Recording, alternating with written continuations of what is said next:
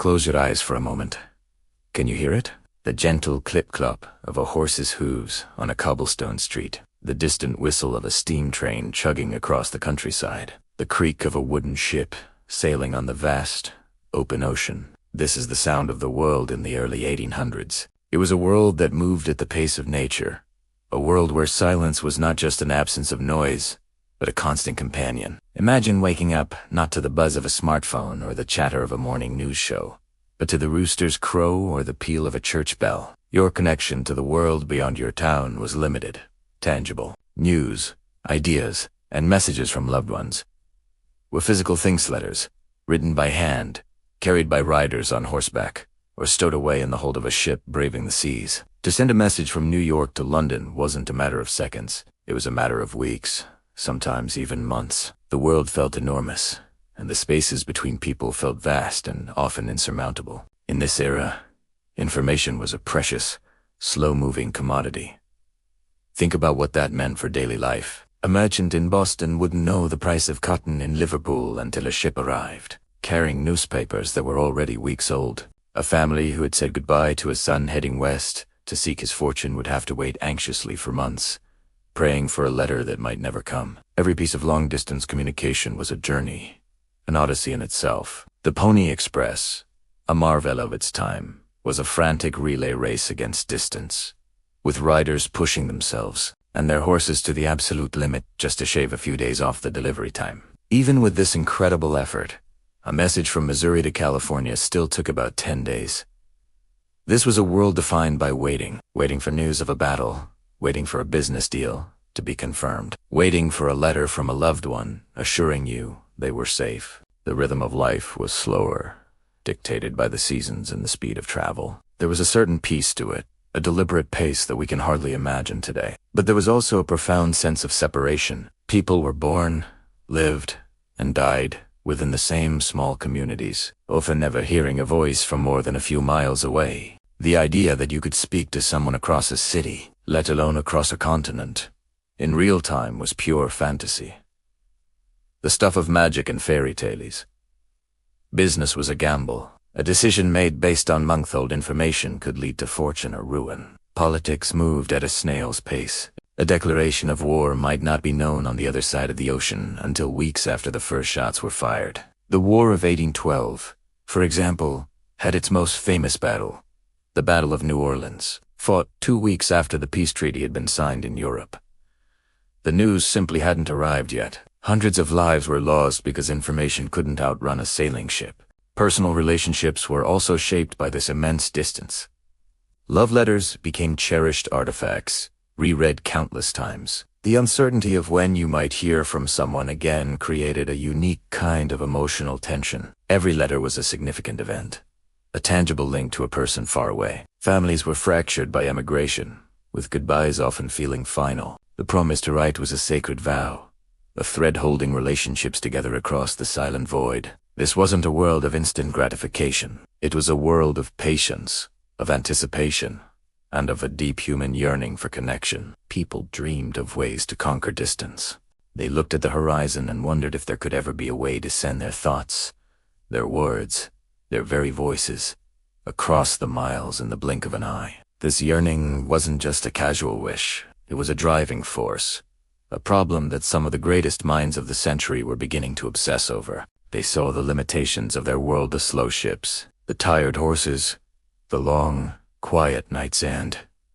They dared to imagine something different. They dared to imagine a world where voices could travel, where distance no longer meant silence. This slow-paced world was the fertile ground from which one of the most revolutionary inventions in human history would spring. It was a world waiting for a spark, waiting for a voice to finally break the silence. And that spark was about to ignite. Welcome back to our journey through the history of communication. Last time, we explored the ancient world's methods, from smoke signals to marathon runners. Today, we're fast-forwarding to a time of incredible innovation, an era of invention, steam, and steel.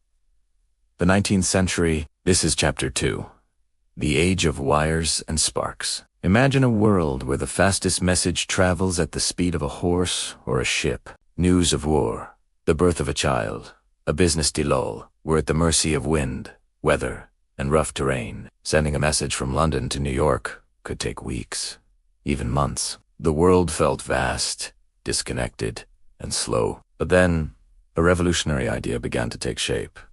An idea that would shrink the globe and change humanity forever. It was the dream of harnessing a mysterious and powerful force: electricity. Scientists and inventors across Europe and America were captivated by electricity's potential. People like Amp, Réaume, and Faraday were laying the groundwork, uncovering the fundamental principles of electromagnetism. They discovered that an electric current could create a magnetic field, and a changing magnetic field could generate an electric current.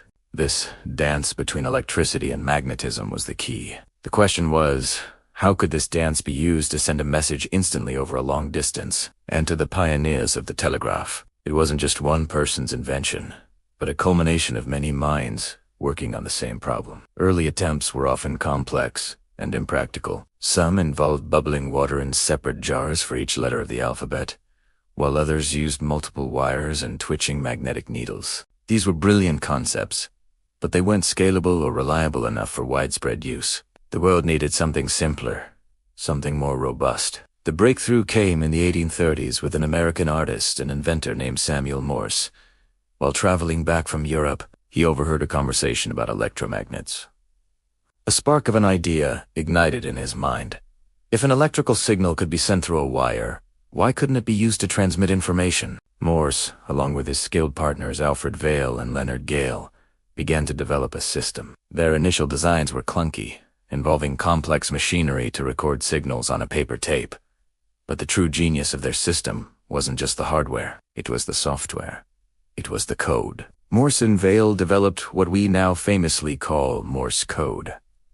This wasn't just a random assignment of signals. It was a brilliant piece of data compression. They analyzed the English language, studying how frequently each letter was used. The most common letters, like E and T, were given the shortest codes, a single dot for E and a single dash for T. Less common letters, like Q and Z, received longer, more complex combinations. This efficiency made transmitting messages much faster and more practical. The system was deceptively simple: a key to send short and long electrical pulses, dots, and dashes on a receiver to make audible clicks or mark a paper tape. An operator would tap out a message, and miles away, another operator would listen to the clicks and translate them back into words. It was a binary language of sound and silence, the first digital code to connect to the world. On May 24th, 1844, history was made. From the Supreme Court chamber in Washington, D.C., Samuel Morse tapped out a message to his associate Alfred Vail, who was waiting 40 miles away in Baltimore. The message, chosen by a young woman named Annie Ellsworth, was poetic and profound. What hath God wrought? The transmission was a success. For the first time, a complex message had traveled faster than any human, horse, or train. The delay was virtually zero. The age of instantaneous long-distance communication had begun. The impact was immediate and seismic. Telegraph lines, strung on poles, began to crisscross the landscape like a giant metallic sphere. They followed the railroads, creating a powerful synergy that accelerated westward expansion in the United States. Suddenly, train dispatchers could coordinate schedules, preventing collisions and improving efficiency. Businesses could get real-time stock prices from distant markets, transforming commerce. Newspapers could report on events from across the country just hours after they happened, creating a more informed and connected public. Journalists became reliant on the telegraph, leading to a new, concise style of writing known as inverted pyramid style, where the most important information was put first in case the line was cut. The telegraph changed the very nature of war. During the American Civil War, President Abraham Lincoln spent countless hours in the War Department's telegraph office, receiving real-time updates from the battlefield and sending orders directly to his generals. It gave the Union a significant strategic advantage. The ambition didn't stop at the water's edge. The next great challenge was to connect continents. Laying a cable across the vast, deep, and treacherous floor of the Atlantic Ocean was a monumental feat of engineering, finance, and sheer determination. The man who championed this seemingly impossible project was Cyrus Field. Early attempts in the 1850s ended in failure. Cables snapped, signals faded, and investors lost fortunes. It was a heartbreaking struggle against the immense power of the ocean, but Field was relentless. After several failed expeditions, finally, in 1866, the steamship Great Eastern, the largest ship in the world at the time, successfully laid a durable telegraph cable connecting Ireland and Newfoundland. The Old World and the New World were now linked. A message that once took 10 days by steamship could now be sent in a matter of minutes.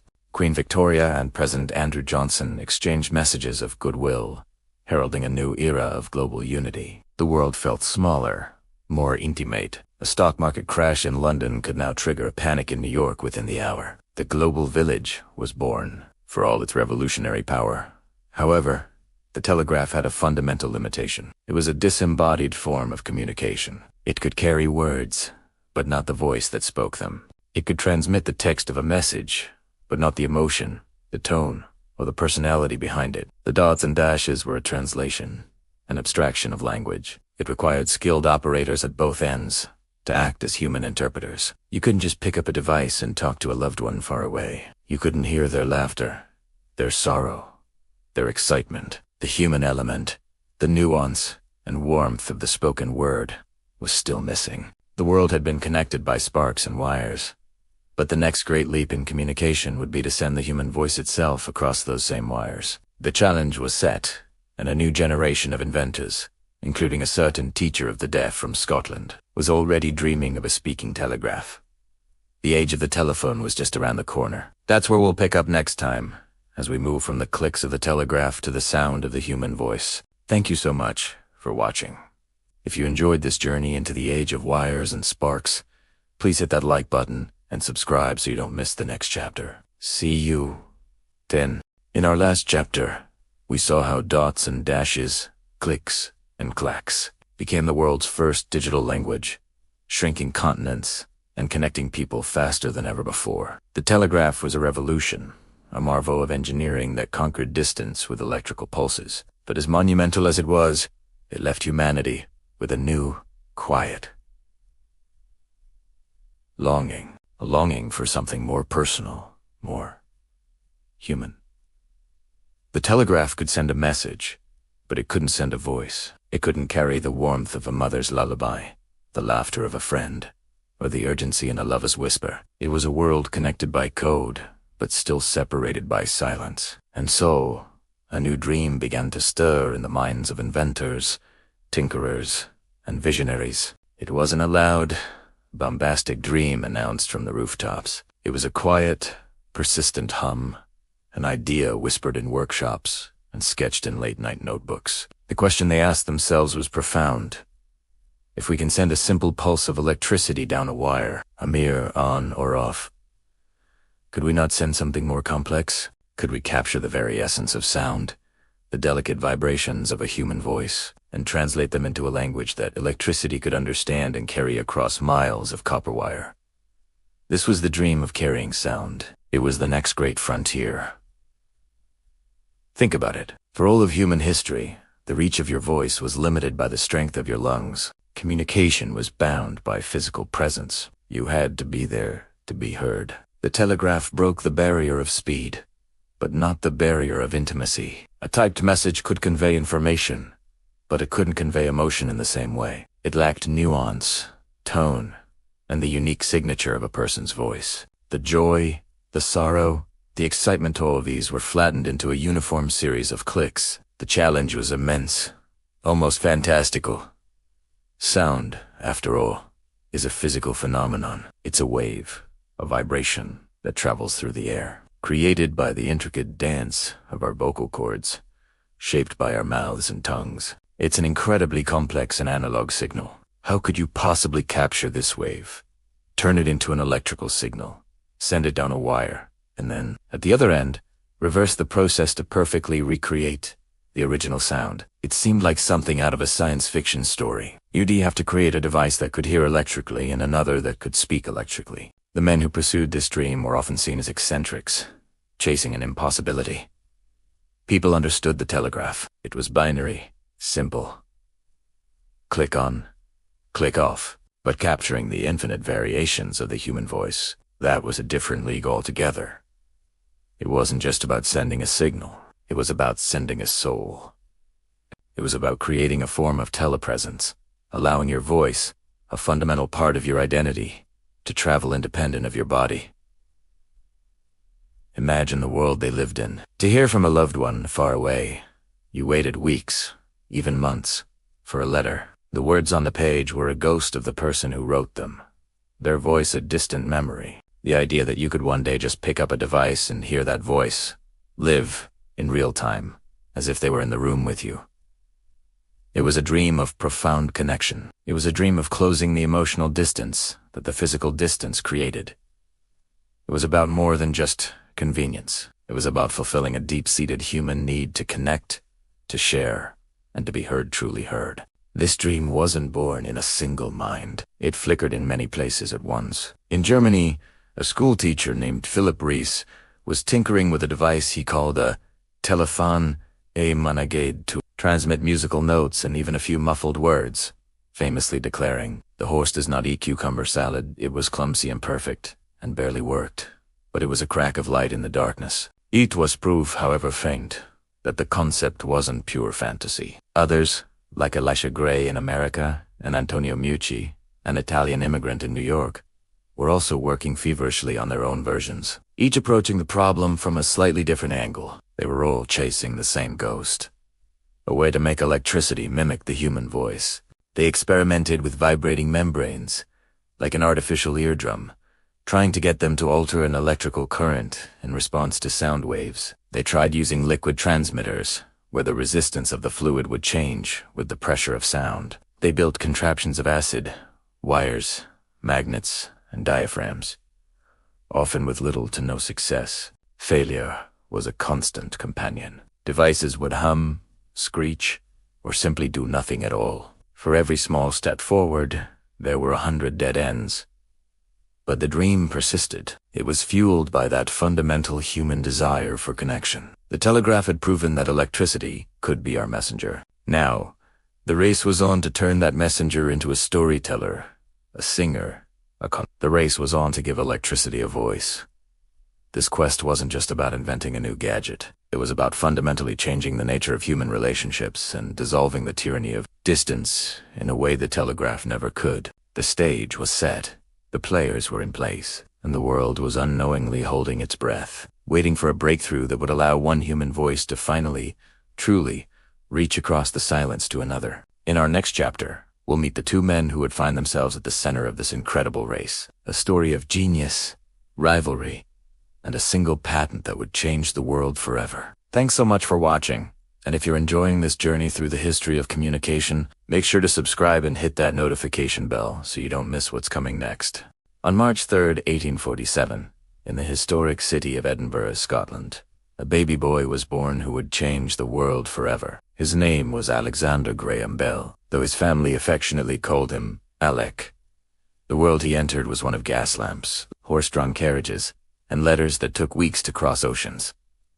Communication was slow, a fact that would become a central obsession for young Alec.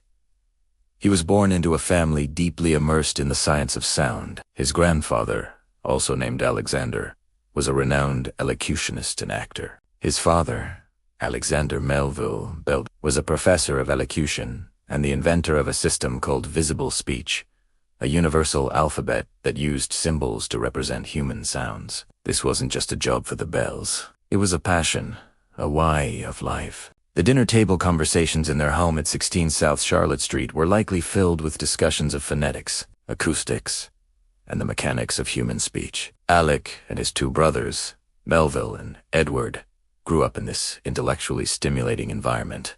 Their mother, Elisa Gray Simons Bell, was a talented pianist and painter. Despite being nearly deaf, her hearing loss had a profound impact on Alec. He developed a special bond with her, learning to speak in low, clear tones directly into her forehead so she could hear the vibrations. This early, intimate experience with the challenges of hearing impairment undoubtedly planted the seeds for his later work.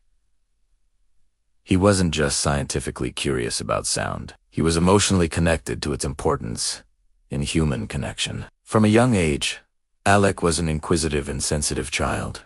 He was more interested in exploring the natural world and conducting his own experiments than he was in formal schooling, which he often found dull. He and his brothers were encouraged to be curious. They had a society for the promotion of fine arts among boys, where they'd put on plays and conduct experiments. In one famous childhood story, Alec and a friend were challenged to do something useful at a local flour mill. After observing the slow process of husking wheat, the young Bell devised a machine with rotating paddles that automated the task. The mill owner was so impressed, he installed the device and used it for years. This was perhaps the first glimpse of the practical inventor that Alec would become. He wasn't just a tinker. He had an artistic side too, inherited from his mother. He played the piano beautifully and could mimic any sound he heard, a talent known as ventriloquism, which he and his brothers often used for mischievous fun. This blend of art and science, of sensitivity and intellect, was the unique foundation upon which his future genius was built. The family home was a laboratory of sorts. His father's swert on visible speech meant the house was filled with anatomical charts of the human throat, tuning forks, and various contraptions designed to analyze sound. Alec and his brothers became his father's assistants, mastering the complex system and demonstrating it to captivated audiences. This hands-on education in phonetics gave Alec a deeper understanding of sound production and reception than any textbook ever could. However, life in Edinburgh wasn't all just experiments and intellectual pursuits. Tragedy struck the Bell family when Alec was a teenager. Both of his brothers, Melville and Edward, succumbed to tuberculosis, a devastating blow that left Alec as the only surviving son. The grief was immense, and the cold, damp climate of Scotland was feared to be a risk to Alec's own health. This personal tragedy would ultimately push the Bell family to make a life-altering decision to leave their home and seek a healthier life across the Atlantic. But before that momentous journey, the boy from Edinburgh had already absorbed the lessons that would define his life's work. He learned from his father the mechanics of speech. He learned from his mother the deep human need for connection. And he learned from his own restless curiosity that the world was full of problems waiting for a creative solution. The stage was set. The young boy who created a simple husking machine and spoke into his mother, as Ford was on a path that would lead him to conquer distance itself, to send a human voice flying across a wire and to connect the world in a way no one had ever imagined. His journey was just beginning.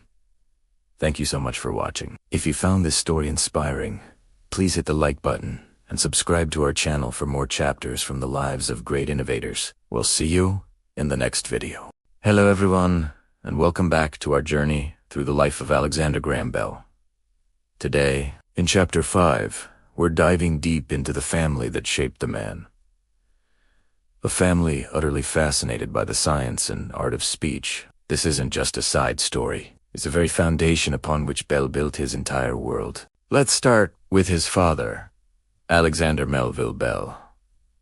He wasn't just any father. He was a giant in his field, a renowned professor of elocution and speech. Think of him as the leading expert of his time on how we produce sounds, how we speak, and how we can speak better. He spent his life dissecting every nuance of human utterance. He even invented a system he called visible speech. It was a revolutionary set of symbols that showed exactly how to position your tongue, lips, and throat to produce any sound imaginable. It was a universal alphabet for speech itself. Imagine being able to write down a sound from any language, and someone else, just by looking at the symbols, could pronounce it perfectly without ever having heard it. That was the power of Melville Bell's work. Young Alec, as his family called him, grew up surrounded by this. His home wasn't just a home. It was a laboratory of sound. He and his brothers were his father's star pupils and, at times, his test subjects. They learned visible speech as if it were their second language. Their father would perform public demonstrations, astonishing audiences with his son's ability to decipher and replicate complex sounds, even non-human ones, like the clucking of a chicken or the buzz of a saw. For the Bell boys, playing with sound was their version of playing with toys. They even built a crude talking head automaton that could cry out. It was a childhood steeped in the mechanics of voice and hearing, a unique and intense apprenticeship that set Alec on a very specific path. This upbringing didn't just teach him about speech. It instilled in him a profound belief that communication barriers could and should be broken down. Now, Let's turn to the other pivotal figure in his life. His mother, Elisa Grace Simmons Bell. She was a gifted painter and an accomplished musician, but she also carried a silent struggle. Starting from her childhood, her hearing began to progressively decline. By the time Alec was a young boy, she was profoundly deaf. This wasn't a sudden event, but a slow, creeping silence that enveloped her world. Yet, Elisa refused to be isolated. She managed her hearing loss with remarkable grace, often using a large ear trumpet to capture the sounds around her. This had a huge impact on young Alec. He developed a unique and deeply personal relationship with his mother. Instead of shouting, which was ineffective, he learned to speak to her in a different way. He would press his mouth against her forehead and speak in low, resonant tones, allowing her to hear him through the vibrations in her skull. This intimate act of communication, born from necessity and love, was a powerful lesson. It taught him that sound wasn't just something you heard with your ears. It was a physical force, a vibration that could travel through different mediums. He saw firsthand the frustration and isolation that came with hearing loss. But he also saw the resilience and ingenuity used to overcome it. His mother's condition wasn't a tragedy to be pitied. It was a problem to be solved. Think about the combination of these two powerful influences. On one side, you have a father who is a master of the mechanics of speech, teaching him that any sound can be analyzed, codified, and reproduced. On the other side, you have a mother whose struggle with hearing loss provides a powerful emotional and personal motivation to bridge the gap between the hearing and the deaf. His father gave him the tools, the scientific framework. His mother gave him the purpose, the heartfelt mission. It's the perfect storm of intellect and emotion. This unique family dynamic turned the study of sound from a purely academic interest into a passionate, lifelong quest for Alec. He wasn't just curious about how we talk. He was driven to help people communicate. His father's work on visible speech was initially aimed at proper elocution, but Alec saw a different, more profound application. He realized it could be an incredible tool for teaching the deaf to speak, to visually show them how to form words they couldn't hear. This became one of his earliest passions, a direct continuation of his father's work but channeled through the lens of his mother's experience. So, while his father was focused on perfecting speech, Alec became obsessed with transmitting it. The family's fascination with elocution planted the seed, but his mother's deafness watered it, nurturing it into a desire to make sound travel, to send the human voice across wires so that distance and disability would no longer be barriers. Every experiment he would later conduct with tuning forks, reeds, and electrical currents can be traced back to these early years. It was about recreating the intimate connection he had with his mother, the ability to make his voice felt, even when it couldn't be perfectly heard. The story of the telephone doesn't begin in a laboratory filled with wires and batteries. It begins in a home filled with love, curiosity, and a profound respect for the human voice. It's the story of a father who taught his son the science of sound, and a mother who taught him its soul. Without the influence of Melville and Elisa Bell, Alexander Graham Bell might have been a brilliant man, but it's unlikely he would have become the inventor who gave the world its voice. Thank you so much for watching. Join us next time as we explore how Bell takes these family lessons and begins his own career, a journey that will lead him from teaching the deaf to the very brink of one of the greatest inventions in human history. Don't forget to like, subscribe, and hit that notification bell so you don't miss the next chapter. Say you, Tin. Did you know that the man who invented the telephone, a device all about hearing, dedicated his life to the world of silence? It's a fascinating paradox, isn't it? Alexander Graham Bell is famous for connecting the world with his voice-transmitting invention. But the real driving force behind his genius was his deep, personal connection to the deaf community. This wasn't just a side project for him. It was his life's primary passion, a mission that started long before the telephone was even a spark of an idea and continued long after it made him a global icon. Bell's world was profoundly shaped by deafness. His mother, Eliza Grace Simmons Bell, was hard of hearing. From a young age, he learned to speak in a specific way, pressing his lips against her forehead so she could hear the vibrations of his voice. Imagine that level of intimacy and ingenuity from a young boy. Then there was his father, Alexander Melville Bell, a renowned phonetician who developed a system called visible speech. This was a set of written symbols that represented speech sounds designed to help deaf individuals learn to speak. So, from his earliest days, Bell was surrounded by the science of sound and the challenge of communication. He wasn't just a boy tinkering with gadgets. He was an apprentice in the art of making the invisible visible and the inaudible understood. This family background lit a fire in him. He didn't just see deafness as a condition. He saw deaf individuals as people with minds and hearts, deserving of every opportunity to communicate and connect. Following in his father's footsteps, Bell became a teacher of the deaf. In the 1870s, he moved to Boston and opened his own school of vocal physiology and mechanics of speech. It sounds very formal, but what he was doing was revolutionary. It worked one-on-one with deaf students, using his father's visible speech and his own innovative methods to teach them how to articulate words. He believed passionately that speech was a birthright for everyone, and he was determined to unlock it for those who couldn't hear. His empathy was extraordinary. He saw the isolation that deafness could create and was driven by a powerful desire to break down those walls. His letters and journals are filled with descriptions of his students' breakthroughs, celebrating every small victory as if it were his own. He wasn't just a teacher, he was a champion and a friend. This deep empathy is the key to understanding everything that came next. His obsession with sound wasn't just an abstract scientific curiosity. It was deeply personal. He was constantly thinking, how can I make sound tangible? How can I translate vibrations into something that can be seen or felt? This line of thinking led him directly to his experiments with the harmonic telegraph. Initially, the goal was to send multiple telegraph messages over a single wire. But while working on this, he was also exploring a device called a phonautograph, which could draw a picture of sound waves. He had this incredible idea. What if you could convert the vibrations of the human voice into a fluctuating electrical current? And what if you could then convert that current back into audible sound on the other end? This wasn't a quest for fame or fortune. It was an extension of his life's work. He was trying to create a machine that could speak and hear electronically, a new ear for the world. Think about it. The very principle of the telephone, converting sound vibrations into an electrical signal, is a direct result of his efforts to understand and replicate the mechanics of human speech and hearing for his deaf students. The famous moment on March 10th, 1876, when he spoke those first words through the telephone to his assistant, "Mr. Wharton, come here. I want to see you," was the culmination of this deeply personal journey. He had managed to make a machine do what he had been trying to teach people to do: translate a vibration into a communicable message. And here's where the story takes another turn. The telephone made him incredibly wealthy and famous, but did he abandon his first love? Not at all.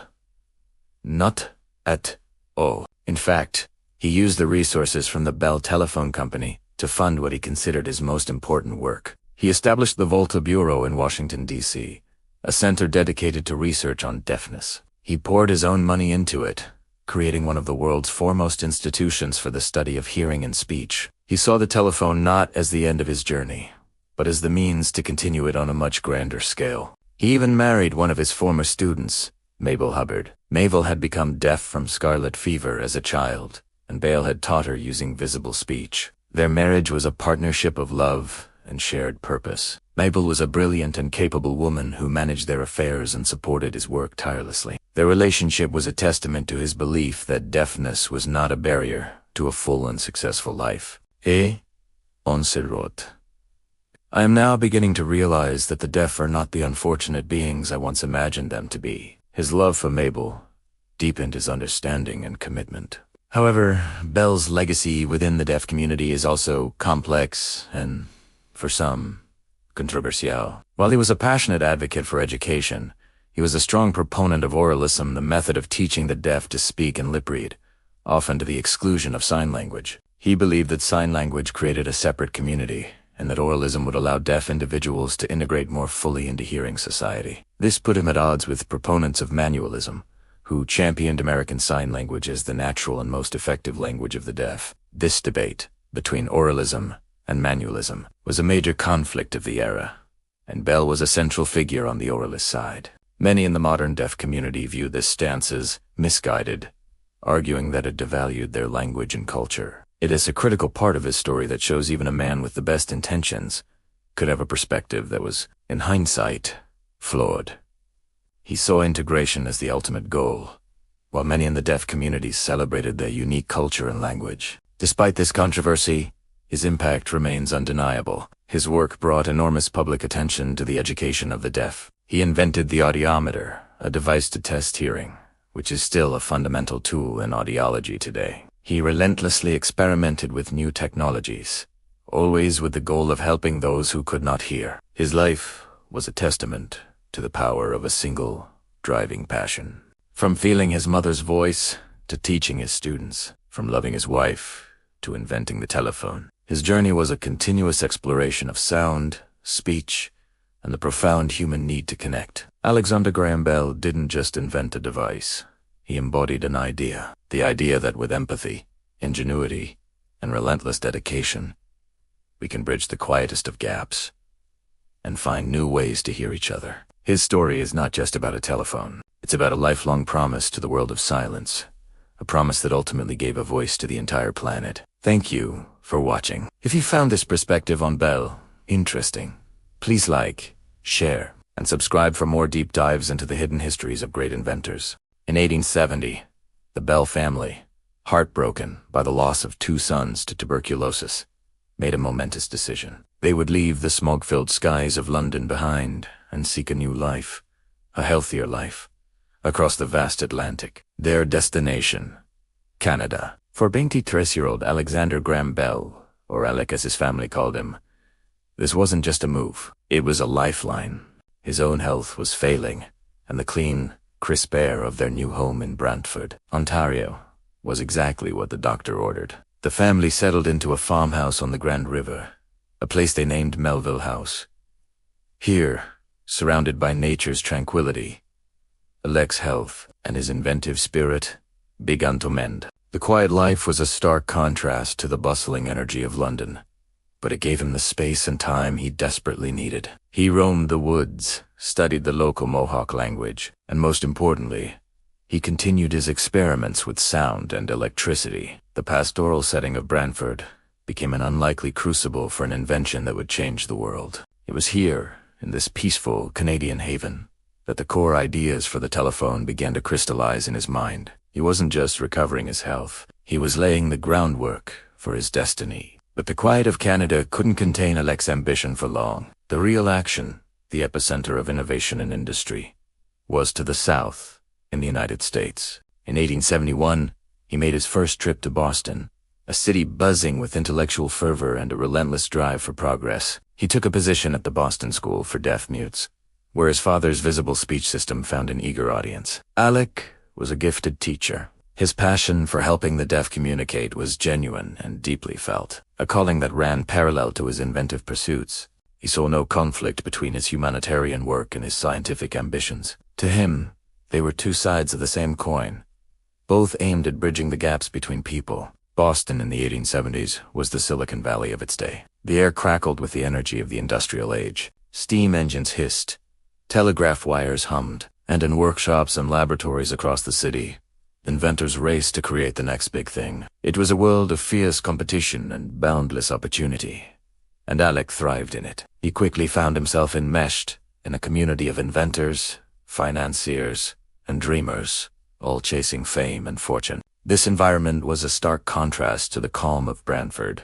It was demanding, exhilarating, and often ruthless. You had to be quick, you had to be smart, and you had to protect your ideas. It was in this electrifying atmosphere that Alec met 2 men who would become crucial to his success: Gardner Green Hubbard and Thomas Sanders. Hubbard was a prominent Boston lawyer and the first president of the Clark School for the Deaf, where his own daughter, Mabel, was a student. Sanders was a wealthy leather merchant whose son, George, was also deaf. Both men saw the genius in the young Scottish immigrant. They saw his dedication as a teacher, but they also recognized the immense potential of his electrical experiments. They weren't just patrons. They became his financial backers, forming a partnership that would fund his research, but their support came with conditions. Hubbard, a shrewd businessman, was primarily interested in breaking the monopoly of the Western Union Telegraph Company. He pushed Bell to focus on the harmonic telegraph, a device that could send multiple telegraph messages over a single wire. This, Hubbard believed, was where the real money was. Bell, however, was increasingly obsessed with a far more radical idea: transmitting the human voice itself. This created a constant tension, while he worked dutifully on the harmonic telegraph to satisfy his backers. His mind and heart were elsewhere, chasing the phantom of a speaking telegraph. He split his time, teaching during the day and experimenting late into the night in a rented attic space. This dual life was exhausting. He was often broke, living on a shoestring budget, pouring every spare dollar and every waking moment into his work. The pressure was immense. He wasn't alone in his quest. Across the city, and indeed across the country, other inventors were hot on the same trail. The most formidable of these was Elisha Gray, a brilliant inventor from Chicago who was also working on both a harmonic telegraph and a telephone-like device.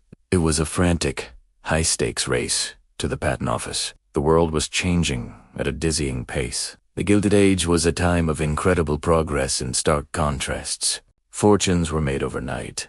Industries were born, and the very fabric of society was being rewoven by technology. For a young inventor like Bell, it was the perfect storm. The move from the old world to the new, from the quiet of Canada to the clamor of Boston, had placed him at the heart of this revolution. He was surrounded by competition, driven by his backers, and fueled by his own relentless curiosity. He was a man caught between his duty as a teacher, his promise to his financiers, and his personal, world-changing obsession. The stage was set.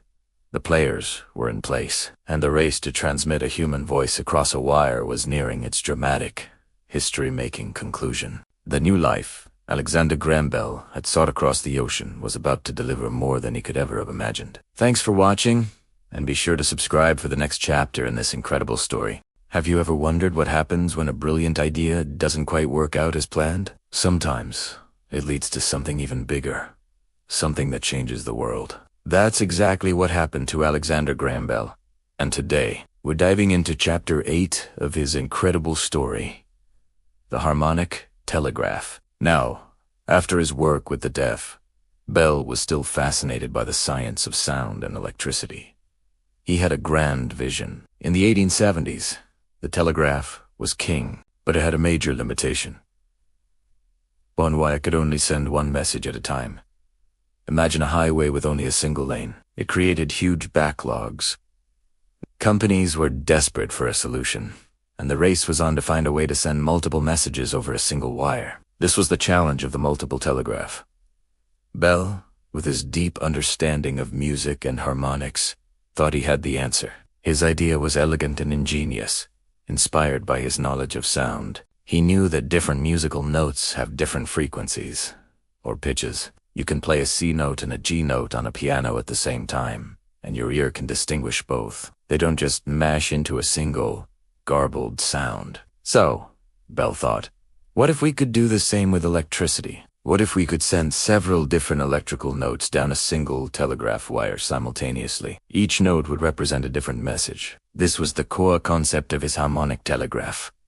Here's how it was supposed to work. On the sending end, you'd have several transmitters, each with a metal reed, kind of like the ones in a harmonica. Each reed would be tuned to vibrate at a specific, unique frequency when an electric current passed through it. Think of them as different musical forks. So you'd have a C note transmitter, a D note transmitter, an E note transmitter, and so on. Each one would be connected to its own telegraph key. When an operator tapped a message on the C key, the C reed would vibrate, sending a pulsating electrical current with that specific frequency down the main telegraph wire. At the same time, another operator could be tapping a different message on the D key, sending AD frequency current down the very same wire. All these different electrical notes would travel together, combined but distinct. Now for the clever part, the receiver. On the other end of the wire, there would be a matching set of receiving reeds.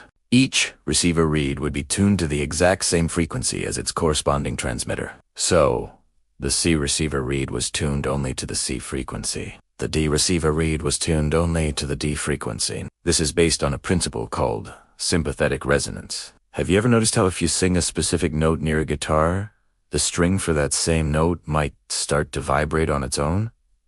That's sympathetic resonance. The receiving reeds were designed to do the same thing. So, when the mix of electrical frequencies arrived, the C receiver reed would ignore everything else, but it would pick up the C frequency from the wire and start to vibrate in sympathy. This vibration would then close a local circuit and make a sounder click, spelling out the message in Morse code. Meanwhile, the D receiver reed would be doing the same for its message, completely ignoring the C signal. In theory, you could send as many messages as you had unique tones. It was a brilliant concept, a way to create multiple, invisible lanes on that single telegraph highway. Bell was absolutely consumed by this idea.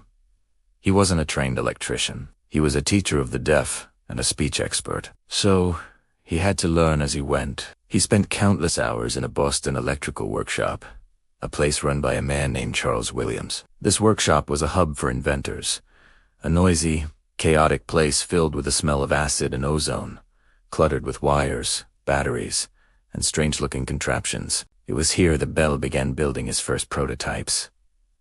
His early models were crude. He used tuned springs and electromagnets, trying to get his reeds to vibrate correctly. He would sit for hours, meticulously tuning each reed, adjusting magnets, and fiddling with wires. It was painstaking, often frustrating work. The theory was beautiful, but making it a reality was another matter entirely, and needed help. And it was in this very workshop that he met a young, exceptionally talented machinist named Thomas Watson.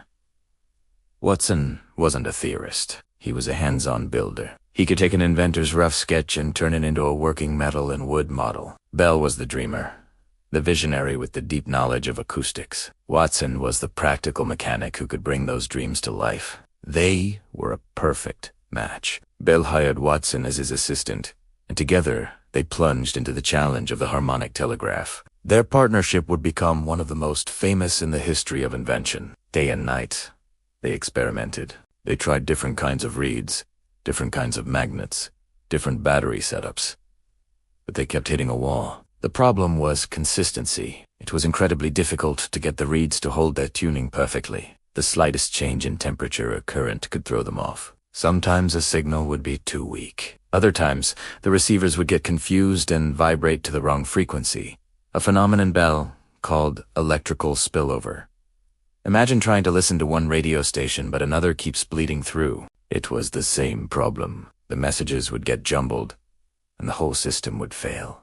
Despite the setbacks, Bell was persistent. He was funded by two wealthy parents of his deaf students, Gardner Hubbard and Thomas Saunders. They believed in Bell's vision, but they were businessmen. They were investing in the harmonic telegraph because it promised a massive financial payoff if it could beat the competition, namely the powerful Western Union Telegraph Company. The pressure was on.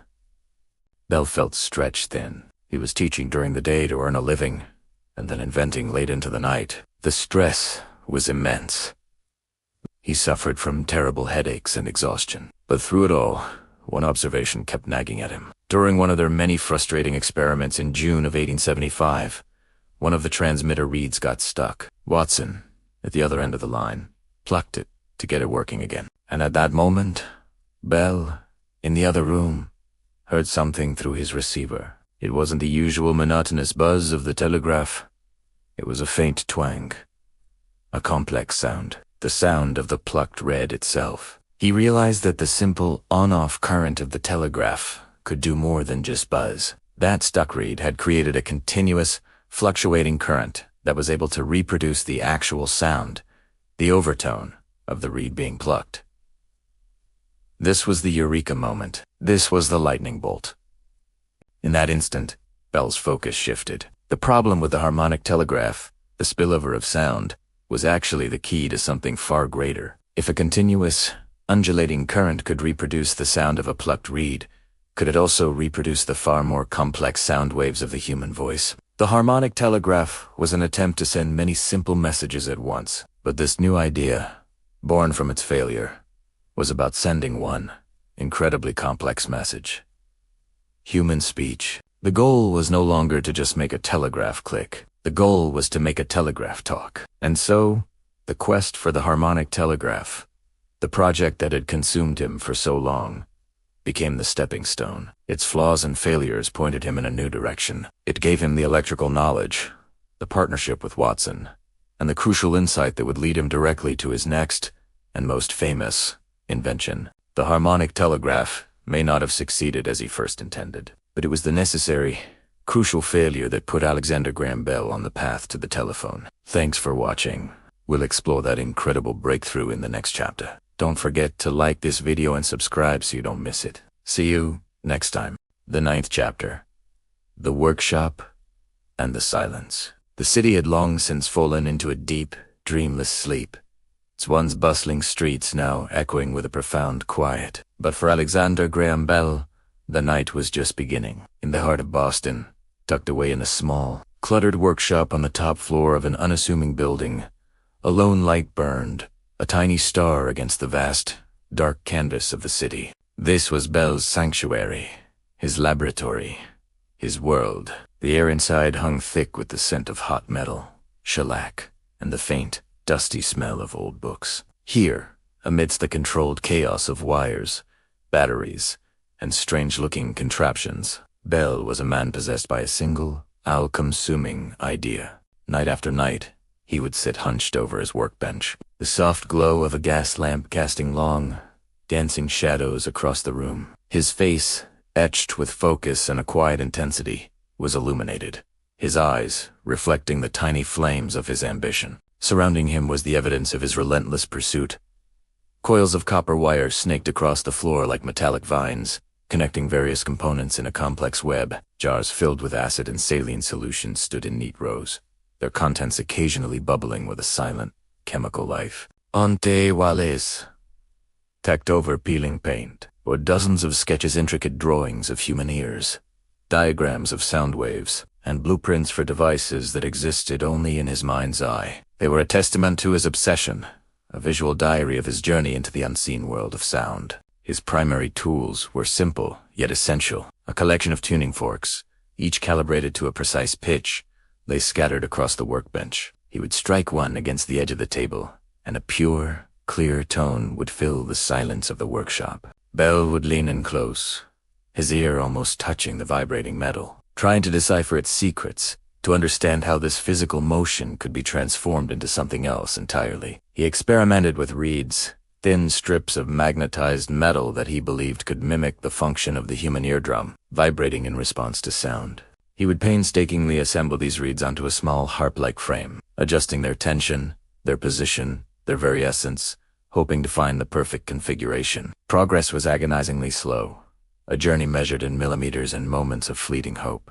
Many nights was spent in frustrating silence, the only sounds being the scritch-scratch of his pen on paper as he documented another failed experiment, or the soft sigh of disappointment that escaped his lips. He would connect a wire here, adjust a screw there, and then speak into a primitive diaphragm, a piece of stretched parchment that he hoped would capture the vibrations of his voice. He would then press his ear to a receiver on the other side of the room, straining to hear something, anything, a faint echo of his own words. But more often than not, the only response was silence. A deep, profound, and mocking silence. The city slept on, oblivious to the quiet war being waged in that small, attic room, a war against the very laws of physics, against the limitations of technology, and most of all, against the creeping tendrils of doubt that threatened to extinguish the fire of his conviction. Yet, Bell was not a man easily defeated. Frustration was a familiar companion, but despair was a visitor he refused to entertain. When an experiment failed, he would not see it as a setback, but as another piece of the puzzle, another path ruled out, bringing him one step closer to the correct one. He would carefully dismantle the apparatus, his movements deliberate and thoughtful, and start again. He found a strange comfort in the routine, in the methodical process of creation and deconstruction. The workshop, with its silent, inanimate objects, became his confidant. The tuning forks, the wires, the batteries, they were his partners in this silent dialogue, sharing in his nightly vigil. He would talk to them, murmuring his theories, his hopes, his frustrations, as if they could understand the magnitude of his dream. There were moments, rare and precious, that kept him going. A flicker of movement in a magnetized needle, a faint, almost imperceptible buzz from a receiver. These were not the breakthrough he sought, not the clear, articulate transmission of a human voice. But there were whispers of possibility. They were faint signals from the future, proof that he was not chasing a ghost. In these moments, a slow smile would spread across Bell's face, a look of pure, unadulterated joy. He would lean back in his chair, the weariness momentarily forgotten, and allow himself to dream. He imagined a world connected by these invisible threads of sound, where distance was no longer a barrier to communication, where a mother could hear her child's voice from across a continent, where business could be conducted, news could be shared, and love could be declared, all through a simple wire. This vision was the fuel that powered his relentless work. It was what kept him tethered to his workbench while others slept, what pushed him to ignore the concerns of his friends and the skepticism of his peers. They saw a man squandering his time and talent on a fanciful notion, a talking telegraph. They saw the late nights, the weary eyes, the endless tinkering, and they saw a path to failure. But Bell saw something else. In the quiet solitude of his workshop, surrounded by the silence he was so desperate to conquer, he could hear the future calling. It was a faint whisper, a distant hum, but it was there. And with every failed experiment, with every silent night, he knew he was getting closer to turning that whisper into a roar that would change the world forever. The silence of the workshop was not an emptiness. It was a canvas, waiting for the first stroke of a masterpiece. And Alexander Graham Bell, armed with wire, will, and an unshakable belief, was the artist ready to paint it. Thank you for watching. If you enjoyed this glimpse into the past, please consider liking this video and subscribing to our channel for more stories of innovation and perseverance. We'll see you in the next chapter.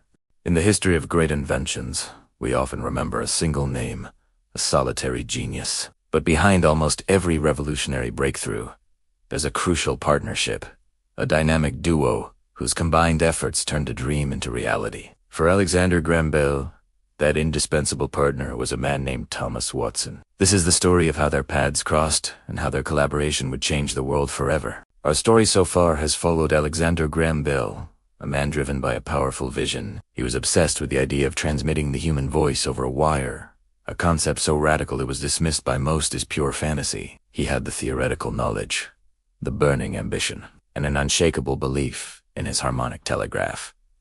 But he was missing a critical piece of the puzzle. Bell was a brilliant theorist and teacher of the deaf, but he wasn't a master craftsman or an expert electrician. He could design his contraptions, but he lacked the technical skill to build and refine the delicate, complex machinery his ideas required. He needed a pair of hands as brilliant as his mind. Enter Thomas A. Watson. Watson was a young, sharp, and highly skilled machinist working at Charles Williams' electrical shop in Boston, a hub of innovation and a place where inventors went to have their prototypes built. He was just 21 years old, but he had a reputation for being one of the best. He was practical, resourceful, and had an intuitive understanding of electricity and mechanics. Unlike the academics and theorists Bell was used to, Watson was a hands-on problem solver. He could take a complex diagram, a confusing sketch, or even just a rambling explanation, and turn it into a working piece of hardware. He was exactly who Bell had been searching for. Their first meeting was purely professional. Bial, financed by his patient patrons, Gardner Hubbard and Thomas Sanders, brought his designs for the harmonic telegraph to the Williams shop. The project was assigned to Watson. At first, Watson was just another mechanic working on another inventor's project. He saw Bell as an eccentric professor with a wild idea. Bell, in turn, saw Watson as a skilled employee who could build what he needed. There was no immediate spark, no sense that this was the beginning of a history-making partnership. But as they began to work together, a mutual respect started to grow. Watson was impressed by Bell's profound knowledge of sound and acoustics. He was captivated by the sheer audacity of Bell's vision. No one else was thinking on this scale. Bell, for his part, was amazed by Watson's skill. Anything Bell could imagine, Watson could build. He was fast, precise, and had a knack for finding practical solutions to theoretical problems that had stumped Bell for months. If a part didn't work, Watson could diagnose the problem and machine a new one, often with improvements Bell hadn't even considered. Their working relationship quickly deepened. Bell, frustrated with the slow pace of progress when he could only visit the shop occasionally, decided to hire Watson to work with him exclusively. This was a pivotal moment. It moved their collaboration from a standard client-mechanic arrangement to a true partnership. They set up a new laboratory in an attic garret on Court Street in Boston. This humble space would become the crucible where the telephone was forged. Life in that attic workshop was a whirlwind of frantic energy, tireless work, and constant frustration. Day and night, The two men labored over their strange-looking contraptions of wires, magnets, and vibrating reeds. Bell would frantically sketch new designs, often on scraps of paper, explaining his theories in a rush of excitement. Watson, ever the pragmatist, would listen intently, ask clarifying questions, and then get to work at his bench, soldering, winding coils, and assembling the latest prototype. Their personalities were a perfect contrast. Bell was a dreamer, often lost in thought, prone to bursts of passionate oration about the future of communication. Watson was the grounded doer, methodical and focused, his mind occupied with the immediate physical challenge of making the machine work. Bell would pace the floor,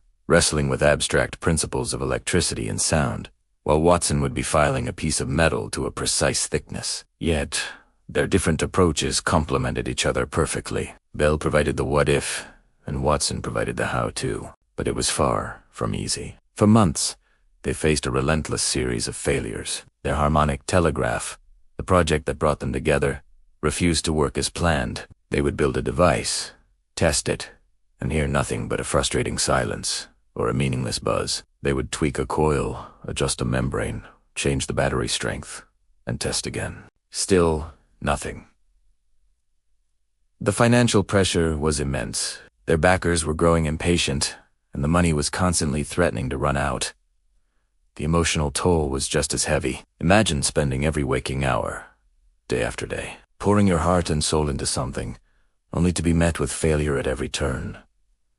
Doubt began to creep in. Other electricians and inventors scoffed at their efforts. People called Bell a crank. The frustration in that small attic room must have been suffocating. There were moments of despair, times when giving up seemed like the only sane option. They were chasing a ghost, a sound that refused to be caught. Yet, through it all, they persevered. What kept them going was a shared, stubborn determination. When Bell's spirits flagged, Watson's steady can-do attitude would lift him up.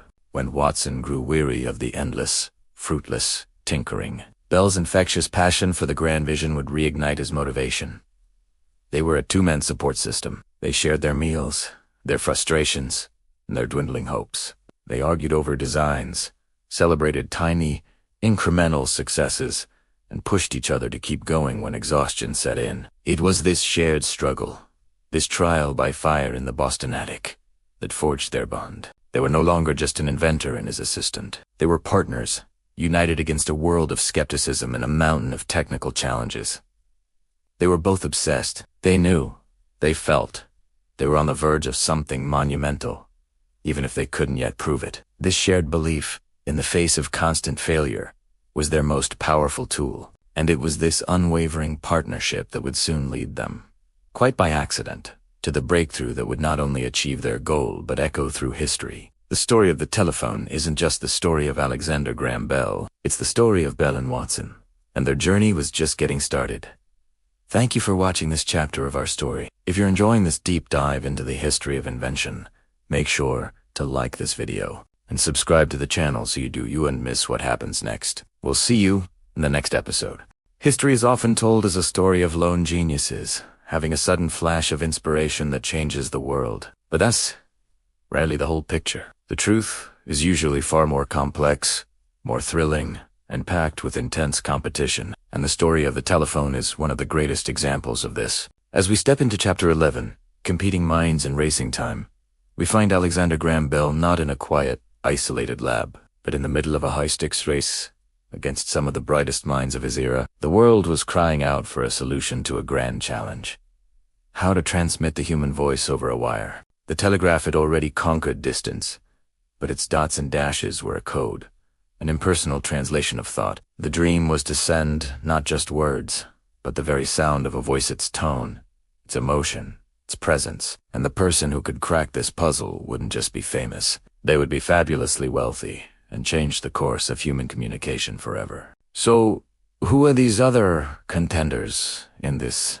epic race? While Bell was a professor of elocution, deeply immersed in the mechanics of sound and speech, his rivals came from different backgrounds, each bringing their own unique expertise. The most formidable of them all was a man named Elisha Gray. Gray wasn't some amateur tinkerer. He was a professional inventor, a co-founder of the Western Electric Manufacturing Company, one of the giants of the electrical industry. He had a string of successful telegraphic inventions to his name and possessed a deep, practical knowledge of electricity that, in many ways, surpassed Bell's. Gray saw the same opportunity Bell did. Ambient, a harmonic telegraph, a device that could send multiple telegraph messages over a single wire by using different musical tones. And from that idea, it was a very short leap to imagining a device that could transmit the complex, layered tones of the human voice. Throughout 1875, both Bell and Gray were independently sketching out ideas, conducting experiments, and wrestling with the same fundamental problems. The air was thick with anticipation. It wasn't a question of asterisk, if asterisk, the telephone would be invented. But asterisk, who asterisk, would be the first to cross the finish line. The pressure wasn't just internal. It was coming from all sides. Bell had his financial backers, Gardner Hubbard and Thomas Saunders, who were pouring money into his research. They were patient, but they weren't infinitely so. They needed to see a return on their investment, a patentable, marketable device. Their deadlines were Bell's deadlines. And every passing week without a breakthrough added another layer of weight to his shoulders. He was also juggling his teaching duties at Boston University, a commitment he took very seriously. This meant his time was split, his energy divided. He'd spend his days teaching the deaf to speak, and his nights wrestling with reeds, wires, and diaphragms, often working until he was completely exhausted. Imagine the mental toll, the constant switching between the world of human anatomy and the world of electromagnetism, all while the clock was ticking loudly in the background. Every rumor he heard about another inventor's progress, every letter from Hubbard urging him to focus, was another turn of the screw. Then there was the patent office itself. In the 19th century, the United States Patent Office was a battlefield. It was a place where priority was everything. Being the first to invent was one thing, but being the first to file the legal paperwork was what truly mattered. A delay of a single day, even a few hours, could mean the difference between securing a historic patent and being relegated to a footnote in someone else's story. Bell and his team were acutely aware of this. They knew that their rivals, especially the well-funded and well-connected Elisha Gray, would not hesitate to file a patent claim the moment they had a workable design. This created a palpable sense of urgency, a feeling that they were not just in a race of scientific discovery, but a race against the mail, the telegraph, and the bureaucratic gears of Washington, D.C. The tension was building, not with a loud bang, but with a quiet, persistent hum, like the electricity flowing through their experimental wires. The winter of 1875 was turning into the spring of 1876, and the race was reaching its climax. Both Bell and Gray were converging on the same fundamental principle, using a variable resistance transmitter to turn sound waves into a fluctuating electrical current. It was the key that would unlock the whole puzzle. Gray was working on a design that used a needle vibrating in a vial of acidulated water. As the needle moved up and down with the sound vibrations, it would change the electrical resistance of the circuit. It was a clever, elegant solution. Meanwhile, Bell, in his own experiments, was exploring similar ideas. He was sketching diagrams, writing notes, and desperately trying to turn his theoretical knowledge of sound into a functioning electrical device. The atmosphere in his Boston workshop must have been electric. Every failed experiment, every small success, was measured against the ghost of his competitors. He knew he was close. They all knew they were close. The quiet tension was about to break. Something had to give. The final, dramatic sprint to the patent office was about to begin, a sprint that would be decided by a matter of hours and would become one of the most debated and dramatic events in the history of invention. And that's where we'll leave it for today. The stage is set for a showdown. Who will make the final breakthrough? And more importantly, who will get to the patent office first? The answer to that question is a story of incredible timing, controversy, and a little bit of luck. Join us next time as we unravel the events of that fateful day. February 14th, 1876, a day that would forever change the world. Thanks for watching. If you're enjoying this journey into the history of invention, make sure to hit that subscribe button and turn on notifications so you do unmiss the next chapter. We'll see you then. February 1876. Imagine a world on the cusp of a revolution, a world where long-distance communication meant letters carried by horse or train, or the frantic tapping of a telegraph key. In Teast World, a young inventor named Alexander Graham Bell was racing against time. Not just against other inventors, but against fate itself. The air in Boston was thick with the biting cold of a New England winter. But inside Bell's workshop, the atmosphere was even more charged. For months, even years, he and his trusted assistant, Thomas Watson, had toiled. They had stretched wires, tinkered with reeds and membranes, and shouted themselves hoarse into strange-looking contraptions. They were chasing a ghost, an idea that many considered impossible, transmitting the human voice over an electrical wire. Bell was a man of many passions. He was a teacher of the deaf, a son of and his work was deeply rooted in the mechanics of human speech and hearing. He didn't just see the telephone as a device. He saw it as an extension of the human ear, a way to bridge distances with the warmth and intimacy of the spoken word. This vision was his driving force, but vision alone doesn't secure a place in history. The world of invention in the 1870s was a shark tank. Ideas were currency, and priority was everything. Bell knew he wasn't alone in this race. Across the country, other brilliant minds were working on the same problem. The most formidable of these was Elisha Gray, a prolific inventor from Ohio with a well-established reputation and a workshop at the prestigious Western Electric Company. The pressure on Bell was immense. His financial backers, Gardner Hubbard and Thomas Sanders, were growing impatient. They had invested heavily in his telegraphy experiments, but this talking telegraph seemed like a fanciful distraction. They pushed him to focus on what they saw as the more practical and profitable invention, the harmonic telegraph, a device that could send multiple telegraph messages over a single wire. Bell was torn. He had to keep his backers happy to fund his work, but his heart was with the telephone. He worked tirelessly, often late into the night, fueled by a relentless passion. Watson would later recall Bell's almost manic energy, his ability to work for hours on end, forgetting to eat or sleep, completely lost in the world of vibrations and electrical currents. As January bled into February, the sense of urgency reached a fever pitch. Bell's work was converging. He had the theory, he had the designs, but he hadn't yet successfully transmitted clear, intelligible speech. However, his patent application was ready, or, at least, it was close. A patent application in the 19th century wasn't a simple form. It was a detailed document, complete with intricate drawings and precise legal language, describing not just what the invention did, but how it worked. Bell's lawyer, Marcellus Bailey, urged him to file immediately. The whispers about Elisha Gray's progress were getting louder. Delay was a luxury they could not afford. And so, we arrive at the pivotal moment. Monday, February 14th, 1876, a day forever etched in the annals of invention. On that cold Valentine's Day morning, Bell's lawyer, Marcellus Bailey, walked into the U.S. Patent Office in Washington, D.C. He carried with him the application for what Bell titled Improvements in Telegraphy. It was the 5th application filed that day. History loves a good story, and the story of this day is one of the greatest. Just a few hours later, on that very same day, another man arrived at the very same patent office. It was Elisha Gray. He wasn't filing a full patent application, but something called a caveat.